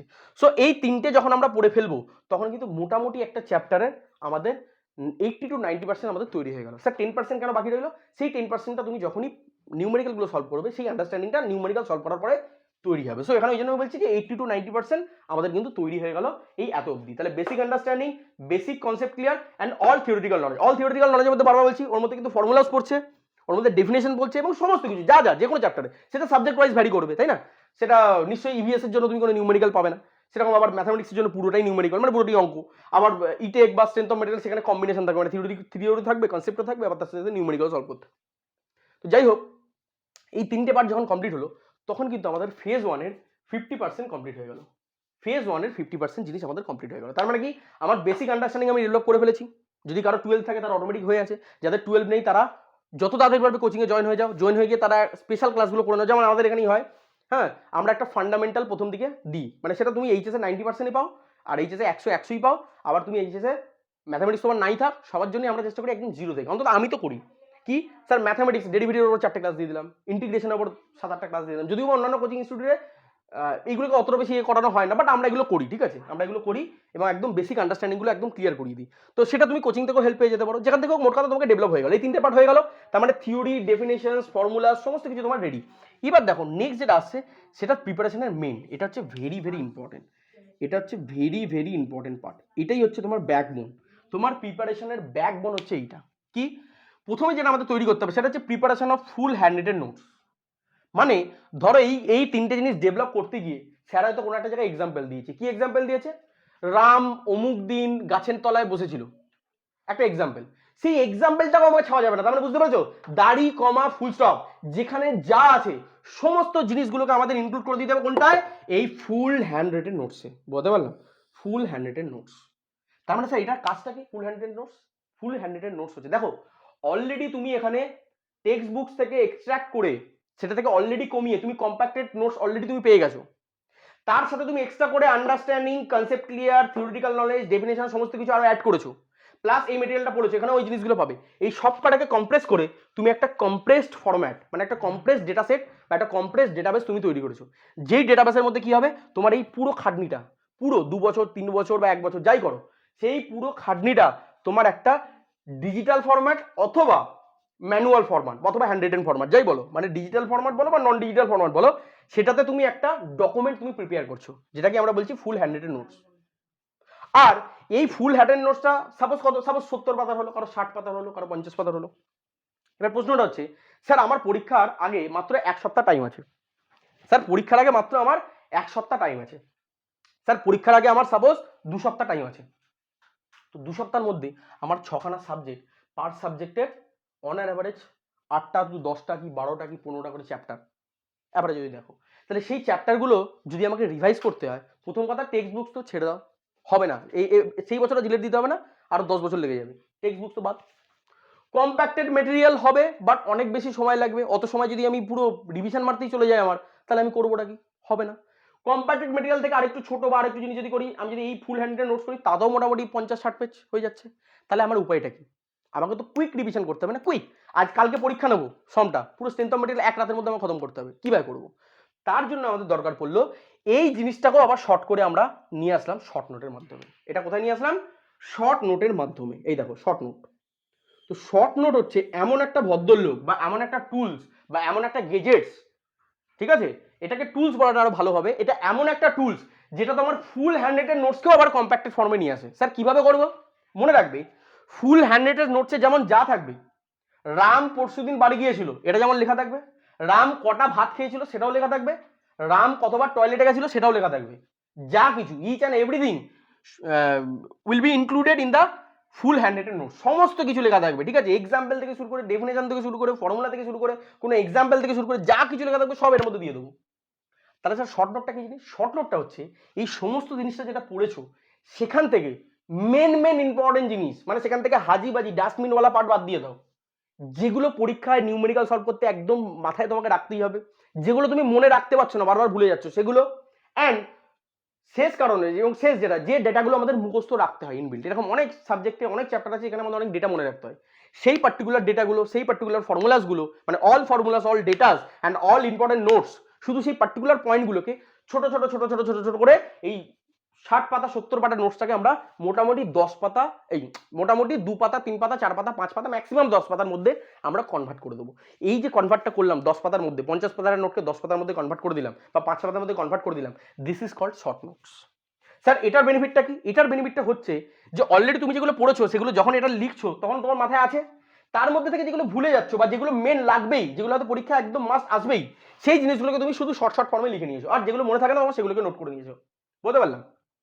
এখানে একটা জিনিস বলে রাখি, টেক্সট বুকস কপি করে কাজ চলবে, কম্প্যাক্টেড মেটেরিয়ালস কোনো জায়গা থেকে কালেক্ট করলে কাজ চলবে, বাট এই দুটো জিনিস কপি করে হয় না, এই দুটো জিনিস কপি করে হয় না, এই দুটো জিনিস হচ্ছে ইন্ডিভিজুয়াল পার্সনের আউটপুট, ইন্ডিভিজুয়াল পার্সনসের আউটপুট বা ইন্ডিভিজুয়াল স্টুডেন্টের এই দুটো আউটপুট, নিজস্ব আউটপুট, তুমি কতটা শিখেছো, তুমি কতটা জেনেছো, আমি কতটা শিখেছি, আমি কতটা জেনেছি, তার এফেক্টটা তার আউটপুটটা ডকুমেন্টেশনটা এই দুটোতে থাকবে। সো এই দুটো কপি পেস্ট করতে যেও না, যারা চালাকি করবে তারা মরবে, পরিষ্কার কথা, কথা শুনতে খারাপ লাগলো বাস্তব, যারা এই জিনিসটা কপি করতে যাবে তারা মরবে, কারণ কি এই জিনিসটা বুঝতে তারাই পারবে যে এটা তৈরি করেছে। আমার শর্ট নোট তুমি কপি করে কিচ্ছু করতে পারবে না, তোমার শর্ট নোট আমি কপি করে কিচ্ছু করতে পারবো না, আমার শর্ট নোট অন্য একজন ব্যক্তি জেরক্স করে কিচ্ছু করতে পারবে না, এটা ইন্ডিভিজুয়ালের উপর ডিপেন্ড করে, তুমি যা শিখেছো তোমার যেটা মনে থাকে না সেটাকেই তুমি শর্ট নোটে ইনক্লুড করছো, বলতে পারলাম, আমার যেটা মনে থাকে সেটা আমি শর্ট নোটে ইনক্লুড করছি, তোমার যেটা মনে থাকে না তুমি সেটা শর্ট নোটে ইনক্লুড করছো, তাহলে এই জিনিসগুলো কিন্তু ইন্ডিভিজুয়ালের জন্য আলাদা হবে, বলতে পারলাম। তার মানে আমাদের এই তিনটে জিনিসের আউটপুট দাঁড়ালো আমার মেন এটাতে, এটাকেই আবার শর্ট করে আমরা যেটা করলাম শর্ট নোটস। তার মানে কি একটা বই থেকে তুমি যখন জেরক্স করলে সেটা আসলো তোমার ফুল নোটস, জেরক্সটাকে যখন আবার মাইক্রো জেরক্স করলে সেটা আসলো শর্ট নোট, এরকম সামথিং লাইক দ্যাট বলতে পারো। এবার অনেকে ভাববে তাহলে স্যার ফুল নোট যেটা 80 পাতা সেটাকে ছোট ছোট করে লিখে দিলে হয়ে যাবে, না একদমই নয়, এই শর্ট নোট মানে পুরো ইন জেনারেল শর্ট হতে হবে, বলতে পারলাম, এরকম না যেটা বড় বড় করে লেখা ছিল ছোট ছোট করে লিখে লিখে একটা পেজে ঢুকিয়ে দিলাম মাইক্রো জেরক্স করে ঢুকিয়ে দিলাম, সেটা কিন্তু নয়, শর্ট ইন দ্য সেন্স পুরোটাই শর্ট, পুরো ওখান থেকে কাটছাট করে তোমার যেগুলো মনে থাকে না এবং যেগুলো ইম্পর্টেন্ট শুধু সেই জিনিসগুলোকেই শর্টের মধ্যে থাকবে, এবং এটা নট মোর দ্যান 10 পেজেস, বলতে পারলাম, 10 পেজেসের বাইরে যেন না হয়, একটা চ্যাপ্টারে যদি করো তাহলে মোটামুটি 1 থেকে 2 পেজ, এর থেকে বেশি যেন হয় না, বলতে পারলাম। তো 10 বা ম্যাক্সিমাম কোনো বড় সাবজেক্ট হয়ে গেলে সেটা 20 পেজেসে হয়ে যায়, তো সেটা অন্য বিষয়, যাই হোক মোট কথা ওই 10 15 20 এর বাইরে যেন এই শর্ট নোট না হয়। তাহলে এই প্রথম পেজটা কমপ্লিট হয়ে গেল, এই পুরোটা নিয়ে প্রথম পেজ, তার মানে কি বেসিক আন্ডারস্ট্যান্ডিং ডেভেলপ হলো, কনসেপ্ট ক্লিয়ার হলো, তারপরে থিওরিটিক্যাল নলেজ হলো, মানে পুরো সাবজেক্ট আমি জেনে নিলাম, জানার পরে আমি ফুল একটা হ্যান্ড রিটেন নোটস তৈরি করলাম, সেখান থেকে আমার এক্সামের আগের জন্য আমি একটা শর্ট নোট বানিয়ে রাখলাম, এই প্রিপারেশনটা সবাইকেই করতে হবে, যদি না করো তাহলে মাঠে মাঠে পড়তে হবে। এবার একটা কথা বলি, এটার পরে আমরা তো চলে আসছি সেকেন্ড ফেজ। এবার দেখো কিছু পাকা ছেলে থাকে, এটা আমাদের ব্যাচেও থাকে এবং সব ব্যাচেই প্রত্যেক বছরই থাকে, পাকা ছেলে কিরকম, তোমাকে বলা হয় যে এইটুকু জিনিস করো, তারা পাকামো কি করে, তারা ভাবে আমরা সব কিছু জেনে গেছি, আমাদের ওভার কনফিডেন্স আছে, আমরা এগুলো পড়ে ফেলেছি, এই যে 90% পেয়েছিলাম, এক জামানায় অনেক কিছু পেয়েছিলাম, তো তার থেকে আমাদের বিরাট বড় কনসেপ্ট ক্লিয়ার হয়ে গেছে, তো আমরা ওখানে আর কিছু ভাববো না। তো যখনই আমাদের এরকম ঘটনা চলে আসে, সেই পাকা ছেলেগুলো কি করে দেখো, আমি তোমাকে বলেছি এই জিনিসটা তৈরি করতে, সেই ছেলে কি করলো, বহুত পাকা, সে এইটা হয়তো ক্লিয়ার হয়নি, এটা হয়তো এখন রেডি হয়নি, শর্ট নোট হয়তো বানানো হয়নি, ফুল নোটস হয়তো বানানো হয়নি, সে কি করছে, প্রিভিয়াস ইয়ার সলভ করতে চলে গেছে, সে কি করছে, প্র্যাকটিস এমসিকিউ করতে চলে গেছে, আর কি করছে, বারবার অন্যকে জ্বালাচ্ছে, ভাই এই কোশ্চেনটা সলভ করে দে, স্যার এই কোশ্চেনটা সলভ করে দিন, পাচ্ছি না, আরে কি করে পারবে, সে তো এটাই ভালো করে রেডি নেই, কি করে পারবে, এটাই তো ভালো করে নেই, তোমাকে আমি চা বানাতে দিয়েছি, তুমি এটাই জানো না যে চা কি দিয়ে বানানো হয়, একবার চিনি মারছো, একবার দুধ মারছো, একবার চা দিচ্ছ, একবার দুধ বের করে নিচ্ছ, একবার চিনি দিয়ে তুলে নিচ্ছ, একবার নুন দিয়ে দিচ্ছ, এক্সপেরিমেন্ট করছো, এক্সপেরিমেন্ট করে কিছু হয় না, যেমন তোমার চাটা জগাখিচুড়ি হয়ে যাবে, সেরকম তোমার প্রিপারেশনটা ভোগে চলে যাবে, মায়ের ভোগে একদম স্ল্যাং ইউজ করছি, মায়ের ভোগে চলে যাবে, বলতে পারলাম। তার মানে এখানে সেকেন্ড ফেজ প্রিপারেশন, যেটা বললাম প্রথম ফেজে আমার যেরকম বলেছি সেইভাবেই আমাকে করতে হবে, সেকেন্ড ফেজে যখন আমি যাবো, সেকেন্ড ফেজের প্রিপারেশন ফলো করবো, যারা এই পাকামোটা করবে, যারা নিজেদেরকে মনে করে না আমরা সব জেনে গেছি, সব জানতাম, তো তারা এখানে ভিডিওটা দেখার দরকার নেই, স্কিপ করে চলে যাও। তো এই ভিডিওটা তাদের জন্যই, যারা এই জিনিসটা পুরোপুরি আমি যেভাবে বলছি সেইভাবে তারা ফলো করতে চাইছো, তো তাদের জন্য এই ভিডিওটা হেল্পফুল হবে, বলতে পারলাম। তাহলে আমাদের ফেজ ওয়ানে যখন পুরোপুরি এটা কমপ্লিট হবে, তারপরেই আমরা জাম্প করবো ফেজ টুতে, ফেজ ওয়ান পুরোপুরি কমপ্লিট হলে তবেই আমরা জাম্প করবো ফেজ টুতে। এবার আসছি ফেজ টু। স্যার আমার শর্ট নোট তৈরি হয়ে গেছে, ফুল নোট তৈরি হয়ে গেছে, সমস্ত থিওরিটিক্যাল কনসেপ্ট ক্লিয়ার, সমস্ত আমার বেসিক আন্ডারস্ট্যান্ডিং ক্লিয়ার, সমস্ত কিছু আমি পুরো সাবজেক্টের প্রত্যেকটা চ্যাপ্টারে আমার সমস্ত কিছু রেডি হওয়ার পরে এবার তুমি শুরু করো ফেজ টু, এবার কারোর কোনো সমস্যা নেই, এবার তোমার আটকাত তাতে কোনো সমস্যা নেই, বাট এই দুটোকে কম্বাইন, অনেকে বলবে স্যার আমি দুটোকে কম্বাইন করে দেবো, এই দুটোকে কম্বাইন করে দেবো, তাই যদি হয় তাহলে বিয়ে বাড়িতে মেনু কার্ড দেওয়ার কি দরকার আছে, আমার ইঁচড় চিংড়ি হয়েছে, তার সাথে ডাল হয়েছে, মুগ ডাল হয়েছে, তা দুটোকে মিক্স করে দিয়ে দিই না, আমার ডেকোরেটার্স মালও কমে যাবে, যে সার্ভ করছে সেটাও কমে যাবে, হবে কি হবে না, ভাবো, থিঙ্ক অ্যাবাউট ইট, ভাবো, দিমাগটা চালা দেখো, দিমাগ বসে বসে জং ধরে গেছে, দিমাগ আমাদের দিমাগটা বসে বসে জং ধরে গেছে দীর্ঘদিন ধরে, ভেবে দেখো, তাহলে আমাদের যে বিয়ে বাড়িতে মেনু কার্ড, সেই মেনু কার্ডটা তাহলে এরকম করতে পারছে, আলাদা করে কি দরকার আছে, আদা বললি, তারপরে হয়তো কোনো একটা কাটলেট দিয়ে দিয়েছে, এরকম না করে সব বালতিতে মিক্স করে দাও না, 4-5টা আইটেমকে মিক্স করে দাও, বালতিতে একবারে ঢালুয়া দিয়ে দাও, এতে আমার ডেকোরেশনের মালও কম লাগবে, আর যারা সার্ভ করছে তাদেরও জিনিসও কম লাগবে। তো মনে রাখবে, বিয়ে বাড়িতে যেমন খাবারকে আমরা মিক্স করতে পারবো না, সেরকম প্রিপারেশনের স্ট্র্যাটেজি তো এই ফেজগুলোকে আমরা মিক্স করতে পারবো না, এটা আলাদা ফেজ, এটা আলাদা ফেজ, এটা আলাদা ফেজ, এই ফেজ শেষ হবে তারপরে এই ফেজ শুরু, এই ফেজ শেষ হবে তারপরে এই ফেজ শুরু। বিয়ে বাড়িতে গিয়ে তোমাকে ধরো প্রথমে রাধা বল্লভী দিলাম, তারপরে দুম করে মাটন দিয়ে গেলাম, তারপরে দুম করে আবার বিরিয়ানি দিয়ে গেলাম, তারপর দুম করে আবার পোলাও দিয়ে গেলাম, এরকম হারাচার যদি করি কি হবে, যেমন লাগবে প্রিপারেশনও সেরকমই হবে, বলতে পারলাম। তোমার খাবারও যেরকম তৃপ্তি আসবে না, প্রিপারেশনও তৃপ্তি আসবে না, আউটপুট তুমি ফেলিওরের দিকে চলে যাবে, একদম পরিষ্কার বলছি, ফেলিওরের দিকে তুমি চলে যাবে। তো এই দুটোকে কম্বাইন্ড আমরা কখনোই করবো না, প্রথমে এটা কমপ্লিট হবে, তারপর যাবো সেকেন্ড ফেজে। এবার সেকেন্ড ফেজ যখন আমরা শুরু করবো, তাহলে বোঝাতে পারলাম সেকেন্ড ফেজ শুরু করবো, যেমন আমাদের একটা বিয়ে বাড়ির বা যে কোনো একটা অকেশনের যে আমাদের খাবারের মেনুগুলো তৈরি হয়, কি দিয়ে তৈরি হয়, স্টার্টার, মেন কোর্স, ডেজার্ট। স্টার্টারের মধ্যে লাইট খাবার থাকে, মেন কোর্সের মধ্যে ভারী খাবার থাকে, ডিজার্টের মধ্যে একটা হালকা ফুলকা মুখরোচক বা ড্রিঙ্কস বা কোল্ড ড্রিঙ্কস বা সফট ড্রিঙ্কস যাই হোক, সেই ধরনের আমরা এখানে বা আইসক্রিম, যে ধরনের জিনিস আমরা ডিজার্টের মধ্যে ইনক্লুড করে দিই, সেরকম প্রিপারেশনের মধ্যেও এই আমাদের তিনটে ফেজ, এটাও মনে করো তোমার প্রিপারেশনের স্টার্টার, এটা তোমার ডিজার্ট, এটা তোমার মেন কোর্স, এটা তোমার ডিজার্ট, এইভাবে আমরা ভাগ করেছি। তো এটাকেও কিন্তু মেশানো যাবে না, বলতে পারলাম। যেমন তুমি আইসক্রিমের সময় রাধা বল্লভী খাবে না, যেমন তুমি আইসক্রিমের সময় রাধা বল্লভী খাবে না, সেরকম তুমি বিরিয়ানির সাথে নিশ্চয়ই তুমি রাধা বল্লভী মিক্স করবে না, ব্যাপারটা সেরকম একদম নিট অ্যান্ড ক্লিয়ার হওয়া চাই। তো এখানে ফেজ টু এর মতনই চলবে। ফেজ টুতে কি করবো, যখনই তোমার এটা ক্লিয়ার হয়ে গেল, তোমার হাতে এবার কি তৈরি আছে, স্যার আমার হাতে এই দুটো জিনিস তৈরি আছে, কি, একটা হচ্ছে ফুল নোটস, একটা হচ্ছে শর্ট নোটস, এই দুটো এবার হাতে নিয়ে বসে এবার কি শুরু করো, একদম শুরুতে যেটা করবে সেটা হচ্ছে প্রিভিয়াস ইয়ার সলভ করো। এবার প্রিভিয়াস ইয়ার যখন সলভ করবে, দুটো কথা আমি বলে দিতে চাই, মার্কেটে শো কল্ড দুখানা এমসিকিউ বুক আছে, আমি নাম নেবো না, ওপেনলি নাম নেবো না, সবাই বুঝতে পারছো, শো কল্ড জিলেটের দুখানা শো কল্ড এমসিকিউ বুক আছে। তো সেই বুকগুলো বাবু এই সলভ প্রিভিয়াস ইয়ারের সলভ কিন্তু করো না, সেই বুক দেখে ভুল দেওয়া আছে, এবং মেথড অর্ধেকটাই ভুল, 90% মেথডই ভুল, 90% সলিউশন ভুল, সমস্ত কিছুটাই ভুল। তো এই এমসিকিউ ওখান থেকে জাস্ট কোশ্চেনগুলো কালেক্ট করতে পারো, বাট সলিউশনটা কিন্তু ওখান থেকে দেখো না, প্রথম ডিসক্লেমার আমি দিয়ে রাখলাম। তাহলে স্যার সলিউশন কোথা থেকে দেখবো, যারা কোচিং আছে তাদের কোনো অসুবিধা নেই, স্যারকে জিজ্ঞেস করো, গ্রুপের মধ্যে ডিসকাস করো, হয়ে যাবে। যারা সেলফ স্টাডি করছো তারা কি করবে, তারা প্রথম কথা স্ট্যান্ডার্ড যে টেক্সট বুকসগুলো আছে বা নর্মাল যে প্রিপারেশন করে এতক্ষণ যে যেগুলো করেছো সেখান থেকে ফর্মুলাগুলো কালেক্ট করো, ডেফিনেশন কালেক্ট করো, বেসিক আন্ডারস্ট্যান্ডিং ক্লিয়ার করো, নিজে সলভ করার চেষ্টা করো। স্যার আমি পারলাম না, তাহলে কলেজে তোমাদের ডিপার্টমেন্টাল যে ফ্যাকাল্টি আছে তাদেরকে ধরো, সিনিয়র দাদাদের ধরো, বা যারা ইঞ্জিনিয়ারিং অলরেডি পড়াশোনা করছে তাদেরকে জিজ্ঞেস করো, করে সেই কোশ্চেনগুলো তাদেরকে দিয়ে সলভ করো, বলতে পারলাম। এইগুলো কিন্তু ব্লাইন্ডলি ওই সো কল্ড এমসিকিউ বুকসের মধ্যে পেছনে যে সলিউশন করে দেওয়া আছে সেগুলো কিন্তু ফলো করো না। ওগুলো যদি ফলো করো তাহলে তুমি আবার পেছনের দিকে চলে গেলে, তোমার আর বিয়ে বাড়িতে আর খাওয়া হলো না, বলতে পারলাম, তোমার গল্পটা ওখানেই শেষ হয়ে গেল। তাহলে তুমি ফেলিওরের দিকে কিন্তু সোজা মুভ করতে চললে। তো এই প্রিভিয়াস ইয়ার সলিউশন এটা খুব অথেন্টিকেট জায়গা থেকে করতে হবে এবং অথেন্টিক সলিউশন আমার কিন্তু রেডি করতে হবে, বলতে পারলাম। যদি কারোর কাছে থাকে তো ভালো, যদি না থাকে সেটাকে কালেক্ট করে এবং নিজেকে কষ্ট করে এই জিনিসটা তৈরি করতে হবে এবং এটা নিজস্ব এফর্ট লাগাতে হবে, বলতে পারলাম। এটা কপি পেস্ট করে হবে না। নেক্সট, স্যার প্রিভিয়াস ইয়ার আমার কাছে সব কমপ্লিট হয়ে গেছে। স্যার প্রিভিয়াস ইয়ারের যত কোশ্চেন ছিল সব আমি কমপ্লিট করে ফেলেছি, সব সাবজেক্টের কমপ্লিট। এবার আপনি যেভাবে বলেছেন সেভাবে কমপ্লিট করেছি। আমরা ওই সো কল্ড যে এমসিকিউ বুক তার পেছনে যে সলিউশন সেগুলো করিনি, আমরা নিজে হাতে ধরে করেছি, স্যারদের দেখিয়ে নিয়েছি, স্যারদের হেল্প নিয়েছি, বড় দাদা বা সিনিয়রদের হেল্প নিয়েছি, বা কোচিং ইনস্টিটিউটে পড়ি সেখান থেকে স্যারদের হেল্প নিয়ে আমরা প্রিভিয়াস ইয়ারের কোশ্চেন পুরো নিট অ্যান্ড ক্লিন সলভ করে পেরেছি। স্যার এরপরে কাজ কি? এরপর হচ্ছে প্র্যাকটিস এমসিকিউস। এবার প্রশ্ন হচ্ছে স্যার প্র্যাকটিস এমসিকিউ এটা স্যার কোথা থেকে করব? এই প্র্যাকটিস এমসিকিউস এটা জেনারেলি তোমাদের নিজেদের মতন তোমরা চুজ করতে পারবে না। তুমি যদি কোচিং নাও তাহলে কোচিংয়ে তোমাদের যে ফ্যাকাল্টি আছে, রেসপেক্টিভ সাবজেক্টের যে ফ্যাকাল্টি আছে, তিনি তোমাকে গাইড করবে যে প্র্যাকটিসটা কোথা থেকে করবো। কারণ এটা একটা মহাসমুদ্র, এটা একটা মহাসমুদ্র।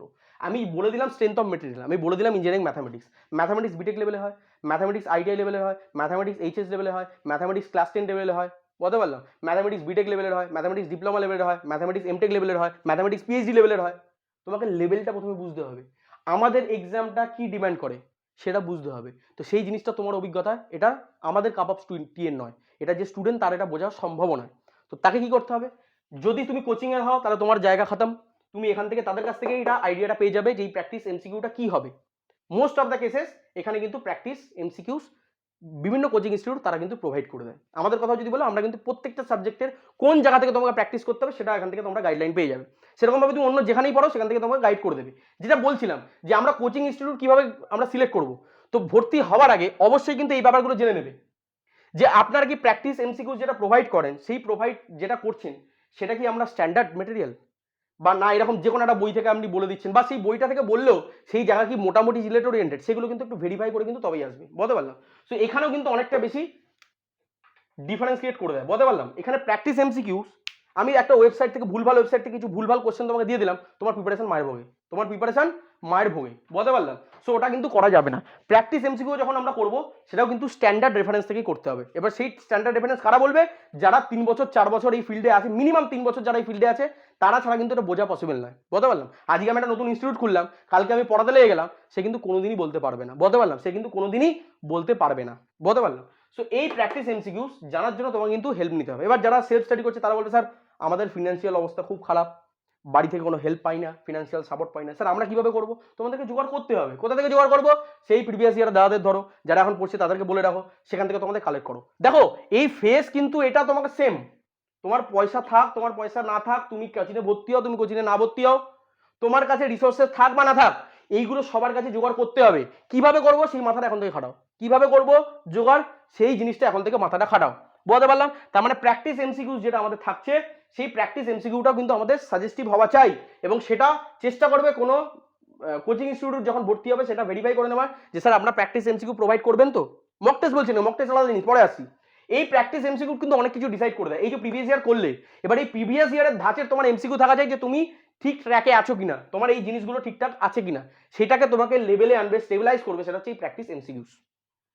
নেক্সট, এবার স্যার প্র্যাকটিস এমসিকিউ আমার তৈরি হয়ে গেল, সব সাবজেক্টে আলাদা আলাদা কোনটা থেকে কি প্র্যাকটিস করবো সেই রেফারেন্সগুলো আমাকে কোচিং ইনস্টিটিউট বলে দিয়েছে, বা আমি যখন সেলফ স্টাডি করি আমি দাদাদের থেকে বা সিনিয়রদের থেকে আমি সেটা কালেক্ট করে ফেলেছি। নেক্সট যেটা আসছে, এবার আসছে এটা হচ্ছে ভেরি ভেরি ইম্পর্টেন্ট। ওয়েস্ট বেঙ্গলের যে টপ ইনস্টিটিউট আছে ইনক্লুডিং আমাদেরটা, এই সবাই কিন্তু মোটামুটি তুমি যদি দেখো এই টপ যারা ইনস্টিটিউট আছে, টপ 5 ইনস্টিটিউট যারা আছে ওয়েস্ট বেঙ্গলে, নাম আমি নিচ্ছি না, তো ইনক্লুডিং আমরা, তো আমাদের সবারই কিন্তু একটা স্ট্র্যাটেজি আছে। কি স্ট্র্যাটেজি? আমরা কিন্তু এই প্র্যাকটিস সাজেস্টিভ কোশ্চেন পেপারস এটা আমরা প্রোভাইড করি। তোমরা স্যার তাহলে এটার সাথে এটার কি ডিফারেন্স, এটার সাথে এটার কি ডিফারেন্স, আর এটার সাথে মক টেস্ট কি ডিফারেন্স, সবকিছু আলাদা ডিফারেন্স আছে, বলতে পারলাম। আমি বললাম ফিশ কাটলেট, ফিশ কাটলেট মানে এরকম নয়, ওটা ভেটকিও হতে পারে, রুইও হতে পারে, কাতলারও হতে পারে, বোঝাতে পারছি ডিফারেন্সটা? ভেটকি হতে পারে, রুই হতে পারে, কাতলার হতে পারে, চিংড়ির হতে পারে, অনেক কিছুই হতে পারে। সেরকম গল্পটা হচ্ছে এখানে প্র্যাকটিস সেশনটা অনেক অনেক স্টেপ আছে। Solve previous year solve question এটা তোমাকে আইডিয়া দেয়, বেসিক 10 বছরের যে কোশ্চেন এসছে সেই কোশ্চেনের বেসিক আন্ডারস্ট্যান্ডিংটা তোমাকে ডেভেলপ করতে সাহায্য করে previous year question. Previous year কোশ্চেনের লেভেলের তোমার কোশ্চেন সলভ করার অ্যাবিলিটি তৈরি করা হচ্ছে প্র্যাকটিস এমসিকিউস। আর ফাইনালি এক্সামে যেটা আসতে চলেছে, এক্সামে তুমি যেরকম ধরনের ডিফিকাল্টি পেতে পারো তার একটা অ্যাপ্রক্সিমেট অ্যানালিসিস করে তার একটা কোশ্চেন সেট প্রোভাইড করে প্রত্যেকটা ইনস্টিটিউট, সেটাকে বলা হয় প্র্যাকটিস সাজেস্টিভ কোশ্চেন। এটার সাথে যেমন এটার কপি হবে না, এটার সাথে যেমন এটার কপি হবে না, এটার সাথে যেমন মক টেস্টের কপি হবে না, প্রত্যেকটা আলাদা। তার মানে বুঝতে পারছো আজকে কেন ছেলেপিলেরা টপ 1 র্যাঙ্ক 2 র্যাঙ্ক করছে, এতটা পরিশ্রম লুকিয়ে আছে তার পেছনে। অনেকে ভাবছে শুধু প্রিভিয়াস ইয়ার করে আমি বিরাট বড় হুনু হয়ে গেছি, আদবে সে কিচ্ছু হয়নি, তার প্রিপারেশন জিরো লেভেল, জিরো। এই এই প্রিভিয়াস ইয়ার কোশ্চেন হয়তো তাকে 1%, 2%, 5% বুস্ট আপ দেবে তার প্রিপারেশনে, বাট আলটিমেটলি এই practice MCQs and practice suggestive question এই দুটোই তোমাকে ল্যান্ড আপ করবে ওই লেভেলটাতে, যেখানে মাত্র 500 জন কি 400 জন কি 200 জন কম্পিট করছে তোমার সাথে, বাকি 10,000 স্টুডেন্টকে পেছনে ফেলে দিয়েছে। এই হচ্ছে আসল গল্প। তো এইটা একটু ভেরিফাই করে নেবে যে প্র্যাকটিস সেট আলাদা করে প্রোভাইড করছে কিনা ইনস্টিটিউট, আর প্র্যাকটিস সাজেস্টিভ কোশ্চেন যেটা একদম এক্সামের আগে আগে দেওয়া হয়, ঠিক আছে, সেই সাজেশনটা প্রোভাইড করছে কিনা।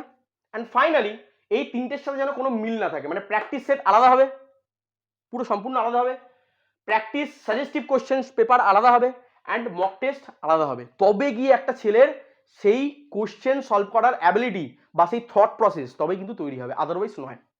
আবারও বলছি, যাদের ভালো লাগছে না দয়া করে ভিডিওটাকে অফ করে ইউটিউব অ্যাপটাকে অন্য জায়গায় শিফট করে যাও, এটা দেখার দরকার নেই। চলো নেক্সট। স্যার সব এমসিকিউ হয়ে গেছে, প্র্যাকটিস এমসিকিউস হয়ে গেছে, প্র্যাকটিস সাজেস্টিভ কোশ্চেন পেপারস হয়ে গেছে। আচ্ছা, এবার অনেকের একটা প্রশ্ন আমি জাগি, স্যার আমি হয়তো সলভ প্রিভিয়াস ইয়ার কোশ্চেন পেয়ে গেছি, প্র্যাকটিস এমসিকিউস পেয়ে গেছি, স্যার এটা তো কোচিংয়ে না ভর্তি হলে তো পাবো না স্যার, কারণ এটা তো আর কপি পেস্ট করে চালানো যাবে না স্যার, এটা তো স্যার কপি পেস্ট করে চালা যাবে না। তো বারবার বলছি, পুরো জিরো থেকে কিন্তু প্রিপারেশন হয় না, জিরোতে আজকাল কিছুই হয় না। মানুষ জন্মাতে গেলেও পয়সা লাগে, মানুষ মরতে গেলেও পয়সা লাগে। সো মিনিমাম অ্যামাউন্ট তোমাকে কিন্তু একটা সঞ্চিত করতে হবে, এবং এটা জেনে রাখো এটা খুব বেশি অ্যামাউন্ট নয়। তোমরা এখন থেকে যারা এই ভিডিওটা দেখছো, এখন থেকে তোমরা কিছু কিছু করে তোমরা সেভিংস একটা তৈরি করো। তোমাকে দুটো জিনিস মিনিমাম কালেক্ট করতেই হবে, সেটা হচ্ছে মক টেস্ট। এটা তুমি যতই তোমার ফিনান্সিয়াল অবস্থা খারাপ থাক, এটা তোমাকে কনসিডার করতেই হবে এবং এটা তোমাকে নিতেই হবে। এটা ছাড়া তুমি চেকই করতে পারবে যে তুমি কোন জায়গায় দাঁড়িয়ে আছো। সো এটা তোমাকে কালেক্ট করতেই হবে। আর তার সাথে সাথে চেষ্টা করো, বিভিন্ন ইনস্টিটিউট প্রোভাইড করে, আমরাও প্রোভাইড করি, এই সাজেস্টিভ কোশ্চেনটাও কালেক্ট করার চেষ্টা করবে। এটাও খুব একটা বেশি মানে তোমার মানে চাপ পড়ে যাবে এরকম ব্যাপারটা নয়। সো এটা অ্যান্ড এইটা অনলাইন মক টেস্ট এই দুটো মাস্ট হবে, এটা সবাইকেই থাকতে হবে। তো এটাও কিন্তু চেষ্টা করো একটু সেই ইনস্টিটিউটের সাথে কথা বলে সেই জিনিসগুলোকে কালেক্ট করতে, ঠিক আছে। তো এই ব্যাপারটা হচ্ছে আমাদের সেকেন্ড ফেজের মধ্যে বা ফেজ 2 এর মধ্যে আমাদের পড়ছে। স্যার তার মানে সলভ এমসিকিউস হয়ে গেল, প্র্যাকটিস এমসিকিউস হয়ে গেল, প্র্যাকটিস সাজেস্টিভ কোশ্চেন পেপারস হয়ে গেল, এবার স্যার কাজটা কি? এবার হচ্ছে রিভাইজ ফ্রম ফুল নোটস। এইগুলোর সাথে সাথে তোমাকে যেটা করতে হবে সেটা হচ্ছে revise for full note. Full note মানে কি? যেটা তুমি ওই 60 পাতা 70 পাতার যেটা বানিয়েছো সেখান থেকে রিভিশন করতে হবে, যেখানে যেখানে আটকাবে এবার কোশ্চেন সলভ আর ফুল নোট থেকে রিভিশন। এটা হয়ে গেল সেকেন্ড ফেজ। স্যার প্রথম phase complete, second phase complete, previous year complete, practice phase complete, practice suggestive question complete, ডিভিশনে ফুল নোট থেকে কমপ্লিট হয়ে গেছে।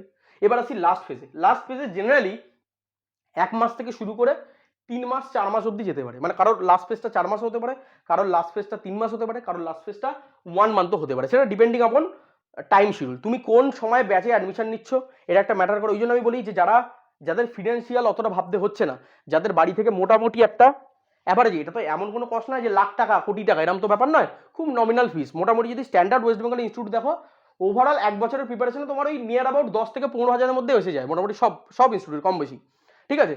তো এটা এমন কিছু হিউজ কস্টিং নয়, বাট এই কস্টিংটা যাদের ক্ষেত্রে মোটামুটি বাড়ি থেকে ব্যাকআপ দিয়ে দিতে পারছে তো তারা কিন্তু ভেবো না, কারণ এই ভাবনাটা তোমার সময়টা চলে গেলে তখন মাথার চুল ছিঁড়েও কিন্তু আর ভাবার সময় থাকবে না। এখন তুমি হয়তো এই 10,000 টাকার জন্য ভাবছো, বাট একটা সময় আসবে তোমার এই 10,000 টাকাটা তোমাকে সারা জীবনে 10 লাখ 10 কোটি অব্দি তোমাকে দিয়ে যাবে, বলতে পারলাম। তো ওই জন্য বলছি, যারা ঠিক করে রেখেছো তারা কিন্তু আগে আর্লি জয়েন করে যাও, তাতে সুবিধাটা কি হবে? এই 3rd নম্বর ফেজে তুমি টাইমটা পাবে। আর এই দোনায় মোনায় যদি থাকো, একদিন ভাবছো না প্লেসমেন্ট নেবো, আরেকদিন ভাবছো না হায়ার স্টাডি করবো, প্লেসমেন্ট নেবো হায়ার স্টাডি করবো, প্লেসমেন্ট নেবো হায়ার স্টাডি করবো, এই করতে করতে তো বছরের অর্ধেক সময় যদি কেটে দাও, তাহলে আলটিমেটলি ওই দু নৌকায় পা দিয়ে চলার মতন হলো না, তোমার ভালো প্লেসমেন্ট হলো না, তোমার এদিকে হায়ার স্টাডি হলো, বলতে পারলাম। তো এই দুটো আগে তোমাকে প্রি ডিফাইন করে নেবে, এবং সেটা মোটামুটি যতটা আগে সম্ভব। মিনিমাম আমি যেটা আমার রেফারেন্স দেবো যে মিনিমাম কমপক্ষে 1 বছরের মধ্যে যেন 1 বছর হাতে থাকতে থাকতেই যেন সেই ডিসাইডটা করে নেওয়া হয়, বলতে পারলাম। সেই ডিসাইডটা স্যার কিসের বেসিসে করবো? সিনিয়রদের সাথে আলোচনা করো, কলেজের প্লেসমেন্ট প্রোফাইল দেখো, কি কি কোম্পানি আসছে, তাদের প্যাকেজ কিরকম এবং তাদের জব প্রোফাইল কিরকম, এইগুলো জেনে নিয়ে কিন্তু 1 বছরের মধ্যেই কিন্তু তোমরা ডিসাইড করে ফেলো। আদারওয়াইজ কি হবে? এই শেষ ফেজে টাইম পাবে না, আর এখানে গিয়েই অর্ধেক ছেলেপেলে গিভ আপ করে দেয়, বলতে পারলাম, তারা আর কন্টিনিউ করতে পারে না। সো এবার আসি লাস্ট 3rd ফেজে।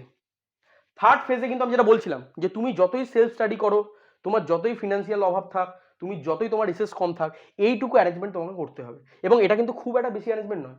তুমি মোবাইলে যে টাকা রিচার্জ করো, সেই মোটামুটি তুমি 3-4 মাসে যদি মোবাইলে রিচার্জ জমাও, তাহলে কিন্তু একটা মোটামুটি টপ যে ইনস্টিটিউট, এখানে একটা কথা লিখেছে দেখো, অনলি রেপুটেড ইনস্টিটিউট, মক টেস্ট কিন্তু যেখান থেকে কিনলে হবে না। যারা টপ মোস্ট খিলাড়ি বা যারা টপ মোস্ট ইনস্টিটিউট আছে ওয়েস্ট বেঙ্গলের মধ্যে জিলেটের, তাদের থেকে কিন্তু তোমাদের কিন্তু এটা পারচেস করতে হবে। কেন? এখানে একটা রেফারেন্স তোমাদেরকে দিয়ে রাখি, এটাও কিন্তু তোমরা ভেরিফাই করে নেবে যখন কোনো ইনস্টিটিউটে ভর্তি হবে। প্রথম কথা হচ্ছে, কিছু কিছু ইনস্টিটিউট তোমাকে বলবে, এরকম লোভ দেখাবে যে আমাদের এখানে 500 টাকা দিয়ে, 600 টাকা দিয়ে, 700 টাকা দিয়ে এটা মক টেস্টের প্যাকেজ কেনো, আমরা 100 খানা মক টেস্টের পেপার দেবো, 200 খানা মক টেস্টের পেপার দেবো। একটা কথা কান খুলে শুনে রাখো, মক টেস্ট কোনোদিন কোয়ান্টিটি দিয়ে বিচার করবে না, মক টেস্ট সবসময় কোয়ালিটি দিয়ে বিচার করবে। তোমার 20টা কোশ্চেন থাক, 20টা মক টেস্ট পেপার থাক, বাট সেই পেপার যেন এক্সাম ওরিয়েন্টেড হয়, সেটাই তোমার কাজ করে দেবে, সেটা তোমাকে টপ র্যাঙ্ক আনতে সাহায্য করবে। বাট হাজিবাজি কোশ্চেন, যে কোশ্চেনে কোনো মানেই নেই, যে কোশ্চেনে কোনো লিমিটই নেই, যে কোশ্চেন তুড়ি মেরে করে দেওয়া যায়, সেই কোশ্চেন এবং সেটা এক্সাম ওরকম কোনো কোশ্চেন আসে না। তাই যদি হতো, তাহলে এক্সামের তুমি স্ট্যাটিস্টিক্সটা দেখে নাও, 100 নম্বরের মধ্যে 50-60 তুললেই টপ র্যাঙ্ক এসে যাচ্ছে। তাহলে কোশ্চেনের প্যাটার্ন আশা করি বুঝতে পারছো। তো এই ভুলটা কিন্তু করবে না। মক টেস্ট যখন কিনবে, মোটামুটি ওয়েস্ট বেঙ্গলে যত ইনস্টিটিউট আছে সবারই মক টেস্ট মোটামুটি ফ্রিতে তুমি ইউটিউবে পেয়ে যাবে। তাদের ইউটিউব চ্যানেলে যদি সার্চ করো, ফ্রিতে মক টেস্ট তারা প্রোভাইড করে দেবে। আর যদি না করে, তাহলে কেনার আগে দয়া করে আমি বলছি, কেনার আগে অবশ্যই ভেরিফাই করে নিও তাদের মক টেস্ট একটা কি দুটো অন্তত ফ্রিতে আগে দিয়ে টেস্ট করে নাও। আর নিজে যদি না বুঝতে পারো, দেখো অলরেডি এই প্রিপারেশন যখন নিয়েছো, তোমার বোঝা হয়ে গেছে, যে মক টেস্টের কোশ্চেন কিরকম হওয়া উচিত এবং জিলেটের কোশ্চেন কিরকম হওয়া উচিত। তাও যদি না বুঝতে পারো, চেষ্টা করো প্রিভিয়াস ইয়ার যারা বিভিন্ন জায়গায় মক টেস্ট নিয়েছে তাদের সাথে কনসাল্ট করো, তারা কোন কোন ইনস্টিটিউটে নিয়েছে। যদি ফিনান্সিয়াল অভাব যদি না থাকে, সেরকম ফিনান্সিয়াল ক্রাইসিস যদি না থাকে, তাহলে আমি বলবো অবশ্যই দুটো তিনটে ইনস্টিটিউটের মক টেস্ট নিয়ে নাও, তাতে বেটার হয়। এটা সব জায়গাতেই একই স্ট্র্যাটেজি, কিছু করার নেই। আর যদি একান্ত না হয়, তাহলে অ্যাটলিস্ট একটা ইনস্টিটিউটের ওই জিনিসটা ভেরিফাই করে নিও, টপ যে ইনস্টিটিউট যারা আছে, হ্যাঁ, ইনক্লুডিং আমাদেরটা। তো এখানে সেখানে গিয়ে অন্তত ফ্রি মক টেস্টগুলো দিয়ে কিন্তু একবার ভেরিফাই করে নিও যে কথাগুলো বললাম, এখানে কিন্তু কোয়ান্টিটি ম্যাটার করবে না, এখানে কোয়ালিটি ম্যাটার করবে। 20টা মক, আমরা যেমন 25টা মক টেস্ট প্রোভাইড করি, বাট সেই 25টা মক টেস্ট তুমি একটা মক টেস্ট দিলে বুঝে যাবে তার লেভেল কিরকম, তার কোয়ালিটি কিরকম, বলতে পারলাম। সো এখানে আমাদের কিন্তু যত টপ র্যাঙ্কার আছে, তারা কিন্তু আমরা ওরকম দিই না 100টা এমসিকিউ, 200টা এমসিকিউ, এই 200টা মক টেস্ট পেপার, 400টা মক টেস্ট পেপার, ওসব চলে না। আর সত্যি কথা বাস্তব ব্যাপার, তোমার হাতে 1 মাস টাইম, তুমি 100টা মক টেস্ট পেপার কি করে সলভ করে, পাগল না নাকি, রকেট সায়েন্স পড়ছো নাকি, না মাথা কি ওপরে চলে গেছে নাকি, মাথা কি মাথার উপর দিয়ে যাচ্ছে, হয় না কোনোদিন। লেভেলটা বোঝো, কোনোদিন সেটা পসিবল নয়। তো তোমাকে লিমিটেড মক টেস্ট দিতে হবে, অ্যান্ড সেই লিমিটেড মক টেস্ট যেন সাজেস্টিভ হয়, সেই জিনিসটা ভেরিফাই করে অবশ্যই মক টেস্ট পারচেস করবে। সেখানে দামটা কোনো ম্যাটার করছে না। এখানে মনে রাখবে, নাম্বার অফ কোয়ান্টিটি লিমিটেড হওয়া চাই, অ্যান্ড কোয়ালিটি যেন ম্যাক্সিমাম আউটপুট আমাকে দেয়, বলতে পারলাম, কোয়ালিটি যেন ম্যাক্সিমাম হয়। তো সেই জিনিসটা দেখে থার্ড ফেজে এই প্র্যাকটিস অনলাইন মক টেস্টটা করবে। এবার প্রশ্ন হচ্ছে, স্যার কেন প্র্যাকটিস অনলাইন মক টেস্ট, কেন? পরীক্ষা তো আমাদের অফলাইন হবে, স্যার কেন, ওয়াই অনলাইন মক টেস্ট? কারণ এর একটা যুক্তি আছে, সেটা আমি বলে রাখি। এই যে প্র্যাকটিস অনলাইন মক টেস্ট যেটা আমি বলছি, সেই প্র্যাকটিস অনলাইন মক টেস্টের ক্ষেত্রে এটা অনলাইন করার কারণ হচ্ছে, বিশেষ করে আমাদের কথাটা বলি, অন্যান্য ইনস্টিটিউটে কি করে জানি না, আমাদের যে সিস্টেমটা করি, আমরা এআই বেসড একটা ওয়েবসাইটকে ইউজ করি, একটা ইউএসএর একটা সাইট, এআই বেসড একটা ওয়েবসাইটকে আমরা ইউজ করি। সেই ওয়েবসাইটের সুবিধাটা কি হয়, সেখানে অটোমেটিক সমস্ত কিছু হয়, মানে তোমার স্কোরিং সিস্টেম, তোমার নেগেটিভ মার্কিং, তোমার টাইম অ্যালটেড, ঠিক আছে, তোমার পেপার অ্যানালিসিস, সমস্ত কিছু অটোমেটিক হবে। তুমি পরীক্ষাটা দেবে, তুমি যদি কোনো কিছু ভুলভাল করো, অটোমেটিক ওখানে তোমাকে একটা ডিসিপ্লিন ওয়েতে তোমাকে রেখে দেবে, একটা বাঁধা জায়গায় রেখে দেবে। সেটা যদি তুমি অফলাইনে হাতে করতে, বাড়িতে ফোন আসলো, মা বললো বাবু ওই ঘর থেকে গ্লাসটা এনে তুমি পরীক্ষা দিতে উঠে চলে গেলে, হয়তো ফোন এসে, হোয়াটসঅ্যাপে একটা মেসেজ এসে, একটু দেখে নি, পরীক্ষা তোমাকে এই জিনিসটা অ্যালাউ করবে না। সো সেই ব্যাপারটা কিন্তু তুমি অ্যাডভান্টেজটা পাবে এখানে practice online mock test. So এটাও ভেরিফাই করে নেবে কোন ইনস্টিটিউট অনলাইন, পুরোপুরি অনলাইন মক টেস্ট এবং লাইভ মক টেস্ট কিন্তু তোমাকে প্রোভাইড করছে, বলতে পারলাম। সেখানে দুটো জিনিস হবে, প্রথম কথা হচ্ছে অল ওভার ওয়েস্ট বেঙ্গল তুমি এই ফিচার্সটা তুমি পেয়ে যাবে, অল ওভার ওয়েস্ট বেঙ্গলের কিরকম কম্পিটিশন সেটা তুমি জানতে পেরে যাবে অনলাইনে দিলে। আরেকটা জিনিস হচ্ছে এআই বেস যে ফেসিলিটিগুলো পাচ্ছ, মক টেস্টের শেষে পেপার পাচ্ছ, সেই পেপারে তুমি কত অ্যানালাইসিস করছো, অটোমেটিক অ্যান্সার বেরিয়ে যাচ্ছে, অটোমেটিক খাতা চেক হয়ে যাচ্ছে, অটোমেটিক তার রিপোর্ট দিয়ে দিচ্ছে, তোমার কি ইমপ্রুভ করতে হবে, কোন জায়গায় তুমি কোন সেকশনে তুমি খারাপ করলে, তুমি কতটা টাইম নিলে, কোন জায়গায় কোন কোশ্চেনে কি করেছো, পুরো ডিটেল অ্যানালাইসিস তুমি কিন্তু পেয়ে যাবে। সেই জিনিসটার সুবিধা হচ্ছে এখানে, এবং এটা ওই জন্য কস্টলি হয়েছে। অনেকে বলে যে স্যার আপনাদের মক টেস্টটা এত কস্টলি কেন, অন্যান্য জায়গায় তো স্যার 300-400 পাওয়া যাচ্ছে, বাট সেই কোয়ালিটির মধ্যে ডিফারেন্স আছে। আমাদের এখানে পার মক টেস্ট মোটামুটি $2 কিন্তু পার ক্যান্ডিডেট পার মান্থ $2 করে কিন্তু আমাদের খরচা করতে হয় এই মক টেস্টের ক্ষেত্রে, বলতে পারলাম। আমরা প্রো প্রপস ইউজ করি, এখানে জ্ঞানাঘড়ি কোনো গল্প নেই, তোমরা নিজেরা সবার কাছে ফোন আছে, গুগলে সার্চ করে দেখো প্রো প্রপস যে ওয়েবসাইটটা আছে, তাদের যে অ্যানুয়াল প্ল্যানিং বা তাদের যে মান্থলি প্ল্যানিং পার ক্যান্ডিডেট কত হয় তোমরা নিজেরাই দেখতে পেয়ে যাবে। তাহলে বুঝতে পারছো, এক একটা ক্যান্ডিডেটের পেছনে যদি $2 করে পার মান্থ খরচ হয়, তুমি তো নিশ্চয়ই 1 মাস 2 মাসের জন্য, বাট আমাদের সারা বছর কিন্তু ওয়েবসাইটটাকে মেনটেন করতে হয়। তো এই জন্য এর থেকে কম কিন্তু এক্সপেক্ট করো না, বা এর থেকে কম প্রাইস কিন্তু এক্সপেক্ট করো না, আর করাটাও কিন্তু এটা বাঞ্ছনীয় নয়, বলতে পারলাম। তো এই জন্য বুঝতে পারছো যে এই এআই বেসড ওয়েবসাইটগুলো যারা প্রোভাইড করছে তাদের কিন্তু খরচাটা আছে, বলতে পারলাম। আর প্লাস বুঝতেই পারছো এতগুলো ফ্যাকাল্টি যখন আলাদা আলাদা কোশ্চেন তৈরি করে, তো তাদের তো একটা চার্জ থাকে। যেমন আমাদের টিমে মোটামুটি 6 থেকে 7 জন কাজ করে, মক টেস্ট টাইপের জন্য আলাদা লোক কাজ করে, মক টেস্ট সেগুলোকে স্যাম্পলিং করে একটা জায়গায় আনার একটা লোক কাজ করে, আর ফ্যাকাল্টিটা কাজ করে তারা শুধু মক টেস্ট তৈরি করে দিয়ে দেওয়া। তো এই যে এতগুলো লোক একটা টিম যখন কাজ করছে, তাদের তো একটা টিমের চার্জ আছে, পার মান্থ চার্জিং আছে, সেটা তো থ্রু আউট বছর ধরে আমাদের কাজ চালাতে হয়। তো সেই কস্টিংগুলো দিয়ে কিন্তু ওরকম ভেবো না 200 টাকা 300 টাকায় মক টেস্ট পাওয়া যাচ্ছে। যদি কেউ দিয়ে থাকে তারপরে তুমি নিজেই ভেবে নাও সেটা কিভাবে দেওয়া পসিবল। আশা করি তোমাদের বুদ্ধি আছে, ইঞ্জিনিয়ারিং পড়াশোনা করেছে, এরকম কমন সেন্স আছে। 6টা 7টা টিচার যদি কাজ করে পার সাবজেক্টে, এবং একটা এআই বেসড ওয়েবসাইট চালাতে গেলে পার ক্যান্ডিডেট যদি $2 পার মান্থ খরচা হয়, তাহলে ওভারঅল কস্টিং কত দাঁড়াচ্ছে নিজেরা একটুখানি ক্যালকুলেশন করে দেখে নাও। আশা করি এই বেসিক ক্যালকুলেশনটার আইডিয়া সবার আছে, বলতে পারলাম। সেই জিনিসটা অবশ্যই ভেরিফাই করে নেবে, আর এটাও ভেরিফাই করে নেবে যে এই বছরের মক টেস্টের কোশ্চেন পরের বছর চালাচ্ছে না তো, সেই বছরের মক টেস্ট করছে 10 বছর চালাচ্ছে না তো, সেই জিনিসগুলো কিন্তু একটু ভেরিফাই করে নেবে। এই জিনিসগুলো ভেরিফাই করে কিন্তু 3rd নম্বর ফেজে তোমরা আসবে। তো 3rd নম্বর ফেজ কিন্তু আমি যেটা রেকমেন্ড করবো 100% রেকমেন্ডেশন, সেটা হচ্ছে অবশ্যই কিন্তু অনলাইন প্র্যাকটিস মক টেস্ট, এটা সবাই মাস্ট হ্যাভ, সবার কাছে থাকতেই হবে। তো সেই মতন তুমি কিন্তু টাকা সঞ্চয় করতে থাকো, যারা সেলফ স্টাডি করছো, যাদের ফিনান্সিয়াল একটু উইক সিচুয়েশন আছে, তারা কিন্তু শুরু থেকে আমি বলছি সেই মিনিমাম অ্যামাউন্টটা কিন্তু সঞ্চয় করে রাখো, যেটা কিন্তু এক্সামের তোমার মোটামুটি 3-4 মাস আগে থেকে তোমার কিন্তু এই জিনিসটা কিনে প্র্যাকটিস করতে হবে। এতে সুবিধাটা কি হবে, এতে 3টে জিনিস সুবিধা হবে তোমার, 3টে মেজর ক্রাইটেরিয়া। প্রথম কথা হচ্ছে ডিসিপ্লিন ওয়েটা ম্যানার হবে, দ্বিতীয় কথা হচ্ছে প্রপার অ্যানালিসিস পাবে, খাতা চেক করার জন্য কাউকে দৌড়াতে হবে না, কারোর কাছে পড়ে থাকতে হবে না। আর 3rd নম্বর যেটা হচ্ছে সেটা হচ্ছে এক্সাম ওরিয়েন্টেড, তুমি কিন্তু একটা এনভায়রনমেন্ট পেয়ে যাবে উইথ সাজেস্টিভ কোশ্চেন, বলতে পারলাম। এই সাজেস্টিভ কিন্তু এই সাজেস্টিভ কোশ্চেন না, মক টেস্টের সাজেস্টিভ কোশ্চেন আলাদা, পুরো একদম এক্সাম ওরিয়েন্টেড প্যাটার্ন কিন্তু আসবে, বলতে পারলাম। এবং আগেই বলে দিচ্ছি যে এই 3টে পার্টের সাথে কারোর সাথে কোনো কপি পেস্ট থাকবে না, তো সেই জায়গাটা কিন্তু একটু ভেরিফাই করে নেবে। নেক্সট, এবার হয়ে গেল স্যার প্র্যাকটিস অনলাইন কমপ্লিট হয়ে গেল, রেপুটেড ইনস্টিটিউট থেকে আমি নিয়ে নিয়েছি মক টেস্ট, প্র্যাকটিস আমার কমপ্লিট হয়ে গেছে। স্যার এবার কি করব, এবার সাথে সাথে মনে রাখবে এবার যে রিভিশনটা চলবে, এই রিভিশনটা চলবে কিন্তু অনলি ফর শর্ট নোট। আমাদের যে শর্ট নোটটা আমরা তৈরি করে রেখেছিলাম, কেন বলো তো, কারণ তোমার হাতে কিন্তু ম্যাক্সিমাম 2 মাস অথবা 1 মাস অথবা 3 মাস, এর বেশি কিন্তু সময় তোমার হাতে নেই। সো যখনই এই সময়টা তোমার হাতে থাকছে, তখন কিন্তু তোমাকে মনে রাখতে হবে যে আমি কিন্তু সেই কম সময়ের মধ্যে, মানে ফেজ 3তে যখন আমি আছি, সেই কম সময়ের মধ্যে কিন্তু আমাকে রিভিশন করতে গেলে আমার কিন্তু শর্ট নোটসে ফোকাস করতে হবে। তখন কিন্তু আর লং নোটস পড়ার আমার কাছে টাইম নেই, বা ফুল নোটস পড়ার কিন্তু আমার কাছে টাইম নেই। তো তখন আমাকে শর্ট নোটস পড়তে হবে, মক টেস্ট দিতে হবে এবং চলতে থাকবে। এবার একটা কথা শুনে নাও, যখন তুমি মক টেস্ট পারচেস করেছো, তার একটা আলাদা সার্টেন লেভেল আছে। এবার সেই লেভেল অনুযায়ী তুমি যদি দেখো যে 60% বা 60%-এর বেশি নাম্বার আমার আসছে না, বা আমি স্কোর করতে পারছি না, তাহলে স্যার আমার কি করা উচিত, তাহলে একটা সাইকেল ফলো করা উচিত। কি সাইকেল, স্যার ফেজ 1-এ যা পড়েছি সেটা পড়ার পরে ফেজ 2-তে গেছি, ফেজ 2-তে যা পড়েছি তখন ফেজ 3-তে গেছি, ফেজ 3-তে দেখলাম যে 60% বা 60%-এর বেশি নাম্বার আসছে না, তাহলে কি করবো, আবার রিপিট করো। আবার রিপিট মানে ফেজ 3-এর পরে আবার চলে যাও ফেজ 1-এ, ফেজ 1-এ গিয়ে দেখো কোন জায়গাগুলো প্রবলেম হচ্ছে, ফেজ 1 পড়ার পরে আবার ফেজ 2-তে আসো, করে আরেকবার রিভিশন মারো, করে আবার ফেজ 3 করো। এটা কন্টিনিউ চলবে কতক্ষণ, যতক্ষণ অবধি আমার 60% না আসে, যতক্ষণ আমার 60% না আসে, মক টেস্টে যতক্ষণ 60% না আসছে ততক্ষণ এই সাইকেলটাকে আবার তুমি রিসাইকেল করো, ঘুরে যাও একই জিনিস, phase 1 phase 2 phase 3, phase 1 phase 2 phase 3, phase 1 phase 2 phase 3, চলে যাও। যে 60% এসে গেল বুঝে গেছো, আর দরকার নেই, এবার থেমে যাও, এবার শর্ট নোট দেখো প্র্যাকটিস করো, শর্ট নোট দেখো প্র্যাকটিস করো, বোঝা গেল। এবার আমি শুরুতে বলেছিলাম যে যারা এই ফেজের মধ্যে আছে তাদের একদম শেষে বোনাস টিপ থাকবে, একটা বোনাস টিপস থাকবে। তোমাদের বোনাস টিপস হচ্ছে এটা, জেনে রাখো তোমাদের হাতে এখন মোটামুটি নেক্সট যে এক্সাম আছে মোটামুটি তোমরা 2 মাস মোটামুটি টাইম পাবে। তো যাই হোক তুমি 1 মাস ধরে থাকো, এই 1 মাস যেটা রয়েছে, এই 1 মাস যেটা রয়েছে, এবং তুমি যদি 1 ইয়ার বা তার থেকে লেস ক্যাটাগরি স্টুডেন্ট হও, তুমি কিন্তু লাস্ট 1 মাস, এটাই তোমার বোনাস টিপস, লাস্ট 1 মাস কিন্তু তুমি শুধুমাত্র মক টেস্ট করো এবং শর্ট নোটস করো, শুধুমাত্র মক টেস্ট করো এবং শর্ট নোটস করো, এর বাইরে কিন্তু অন্য কিছু করো না, কারণ তোমার হাতে টাইম নেই। কেউ যদি তোমাকে এই বুদ্ধিটা দিয়েও থাকে, তোমার যদি মগজ ধলাইটা করেও থাকে যে না রে বাবু তুই এটা করলে কিছু করতে পারবি না, তুই এইগুলো কর, মাঠে মারা পড়বে, পরিষ্কার কথা, মাঠে মারা পড়বে, ছড়িয়ে ফেলবে, কিছু করতে পারবে না, আউটপুট বাজে আসবে। তো বেটার হয় তুমি যে প্রিপারেশনেই থাকো, তোমাদের বোনাস টিপস হচ্ছে এটাই, যদি তোমার হাতে আর 1 মাস থাকে এক্সামের আগে এবং তুমি এই ফেজের কোনোটাই ভালোভাবে ফলো করতে পারোনি বা আধখাচড়া হয়ে গেছে, তুমি আর এগুলো কিন্তু ফলো করো না, তুমি এখন এই দুটো জিনিসকে করে নাও, short note mock test, short note mock test, তাতেও কিন্তু তোমাকে একটা মোটামুটি জায়গা দিয়ে দেবে, একটা মোটামুটি অ্যাভারেজ কলেজেও কিন্তু তোমাকে একটা সরকারি কলেজে একটা স্কিম কিন্তু দিয়ে তোমার কিন্তু খরচাটাকে রিডিউস করে দেবে। তো এটা ছিল কিন্তু আমাদের বোনাস টিপস, মাথায় রাখো।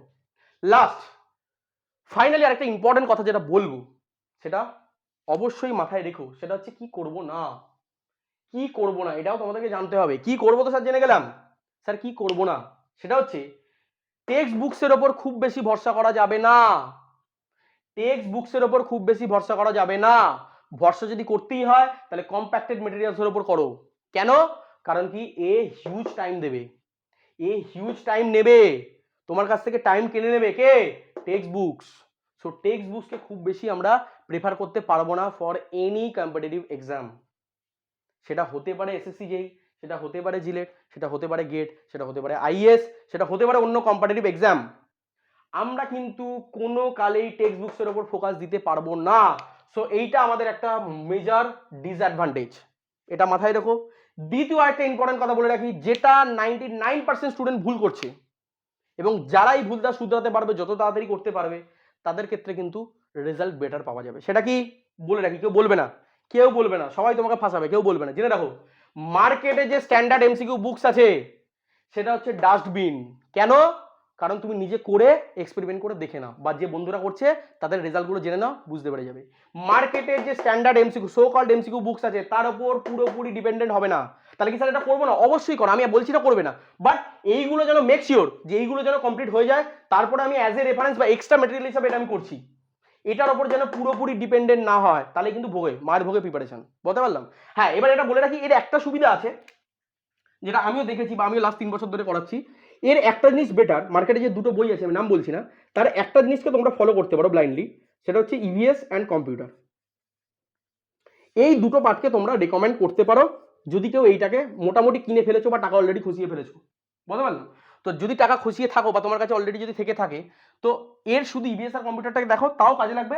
বাট কোর সাবজেক্ট ভুলেও কিন্তু এই সাবজেক্ট থেকে করতে যেও না, মাঠে মারা পড়বে। বলতে পারলাম? আমি চ্যালেঞ্জ করে বলতে পারি এবং প্রুভ করে দেবো, এইটা যারা সারা বছর ধরে ফলো করেছে, আর এইগুলো যারা সারা বছর ধরে ফলো করেছে, শুধু এইগুলো যদি ফলো করে, সে যদি এই বই তার কাছে নাও থাকে, সে টপ 10 র্যাঙ্ক তাকে কেউ আটকাতে পারবে না। পৃথিবীর এমন কোনো শক্তি নেই। বলতে পারলাম? আর আরেকটাও সত্যি কথা জেনে রাখো, যারা 2 বছর ধরে প্রিপারেশন নিয়েছে এবং এই জিনিসগুলো ফলো করেছে, তাদের পৃথিবীর এমন কোনো শক্তি নেই তাকে ফেলিওর আনবে বা ফেলিওর তার কাছে আসবে, এরকম কোনো শক্তি নেই বা এরকম কোনো জিনিস তৈরি হয়নি। তো এই দুটো জিনিস একটু মাথায় রাখো, কি করব না কি করব, এই নিয়ে হচ্ছে আমাদের টোটাল আজকের ভিডিও সিরিজটা। এবার লাস্ট একটা কথা বলে রাখি, এটা আমি আজকে শুধু প্রিপারেশন স্ট্র্যাটেজি স্টার্ট করলাম। এরপরে আমার যেটা ইচ্ছা আছে সেটা হচ্ছে পুরো ম্যাথামেটিক্সের উপর যারা সেলফ স্টাডি করছে বিশেষ করে তাদের জন্য দারুণ কাজে লাগবে। সেটা হচ্ছে, তোমাদেরকে কেউ বলে না যে অ্যাকচুয়ালি সিলেবাস কোনটা আছে। কাউন্সিলের সিলেবাস যদি দেখো আর যদি প্রিভিয়াস ইয়ারের কোশ্চেন দেখো, কোনো মাথা মুন্ডু নেই, পুরো আলাদা জিনিস। তার মানে কি, কাউন্সিলের সিলেবাসে যেটা দেওয়া আছে তার বাইরে থেকে দেখবো অনেক কোশ্চেন দেওয়া আছে। ফর এক্সাম্পল যেমন বলি, 2018 কোশ্চেনটা খোলো, খুলে কি দেখতে পাবে? পলিনোমিয়াল থেকে কোশ্চেন এসছে, কোয়াড্রেটিক ইকুয়েশন থেকে কোশ্চেন এসছে, মানে স্ট্রেট লাইন থেকে কোশ্চেন এসছে, সার্কেল থেকে কোশ্চেন এসছে, অপারেটরস থেকে কোশ্চেন এসছে। বাবু, সিলেবাসের কোন জায়গায় মেনশন করা আছে কোয়াড্রেটিক ইকুয়েশন থেকে কোশ্চেন আসবে, বা কমপ্লেক্স নাম্বার থেকে কোশ্চেন আসবে, বা সিলেবাসের কোন জায়গায় মেনশন করে দেওয়া আছে স্ট্রেট লাইন থেকে কোশ্চেন আসবে? একটু দেখে আমাকে বলো তো বাবু, দেখে নাও, দেখে নাও, সব মাথাটাকে কাজে লাগাও। তো সিলেবাস যেটা মেনশন করে দেওয়া আছে কাউন্সিলে, সেটা কোনোদিনই ফলো হয় না, এটা সবাই জানে। তার থেকে বাইরে অনেক জিনিস জানতে হয়। তো সেটা যদি জানতে হয়, এটা আমি ফ্রিতে প্রোভাইড করব। এর জন্য কোনো চার্জেস দিতে হবে না, কোনো কিছু কিনতে হবে না, জাস্ট একটা কাজই করতে হবে, চ্যানেলটাকে সাবস্ক্রাইব করতে হবে আর ভিডিওগুলোকে শেয়ার করতে হবে। সো নেক্সট, এটা আমার 1 নম্বর ভিডিও ছিল। নেক্সট ভিডিওতে আমি কিভাবে ম্যাথামেটিক্সে 20-তে 20 পাওয়া যায় বা 70 to 18 স্কোর করা যায়, 17 থেকে 18 কিভাবে স্কোর করা যায় উইদাউট এনি ডিফিকাল্টি, কিভাবে স্কোর করা যায়, এবং অ্যাকচুয়াল সিলেবাসের মধ্যে কোন কোন চ্যাপ্টার আমাদেরকে পড়তে হয়, সেই জিনিসটা যদি জানতে হয়, তাহলে তোমাদেরকে একটা ছোট্ট কাজ করতে হবে। একটা ছোট্ট টার্গেট দিচ্ছি, খুব বেশি নয়। আমি এতটা এফর্ট যদি দিতে পারি, সারাদিনে যদি 4-5টা ব্যাচ পড়ি, আমি যদি তোমাদের জন্য এইটুকু করতে পারি, তাহলে তোমাদেরও আউটপুট হিসাবে আমার জন্য একটা জিনিস করা উচিত। সেটা কি, আমি 100 লাইক টার্গেট রাখছি। কত? 100 লাইকস। এই 100 লাইকসটা যখনই কমপ্লিট হবে, তখনই আমি নেক্সট ভিডিও, মানে এর পার্ট 2টা নিয়ে চলে আসবো, যেখানে আমি ডিসকাস করবো ফুল ডিটেল সিলেবাস এবং ইম্পর্টেন্ট টপিক, যেটা হয়তো তোমাদের নেক্সট এই 3 মাসের মধ্যে জিলেটের এক্সাম আসছে, সেই এক্সামও কিন্তু তোমাদের বিশাল হেল্পফুল হবে। এবং যদি কোনো চ্যাপ্টার মিস করে থাকো, সেটাও কিন্তু তোমরা পেয়ে যাবে। তো তার জন্য তোমাদেরকে কি করতে হবে? চ্যানেলটাকে সাবস্ক্রাইব করতে হবে অ্যান্ড বন্ধুদের মধ্যে শেয়ার করতে হবে। কিভাবে করবে সেটা তুমি জানো, আমি জানি না।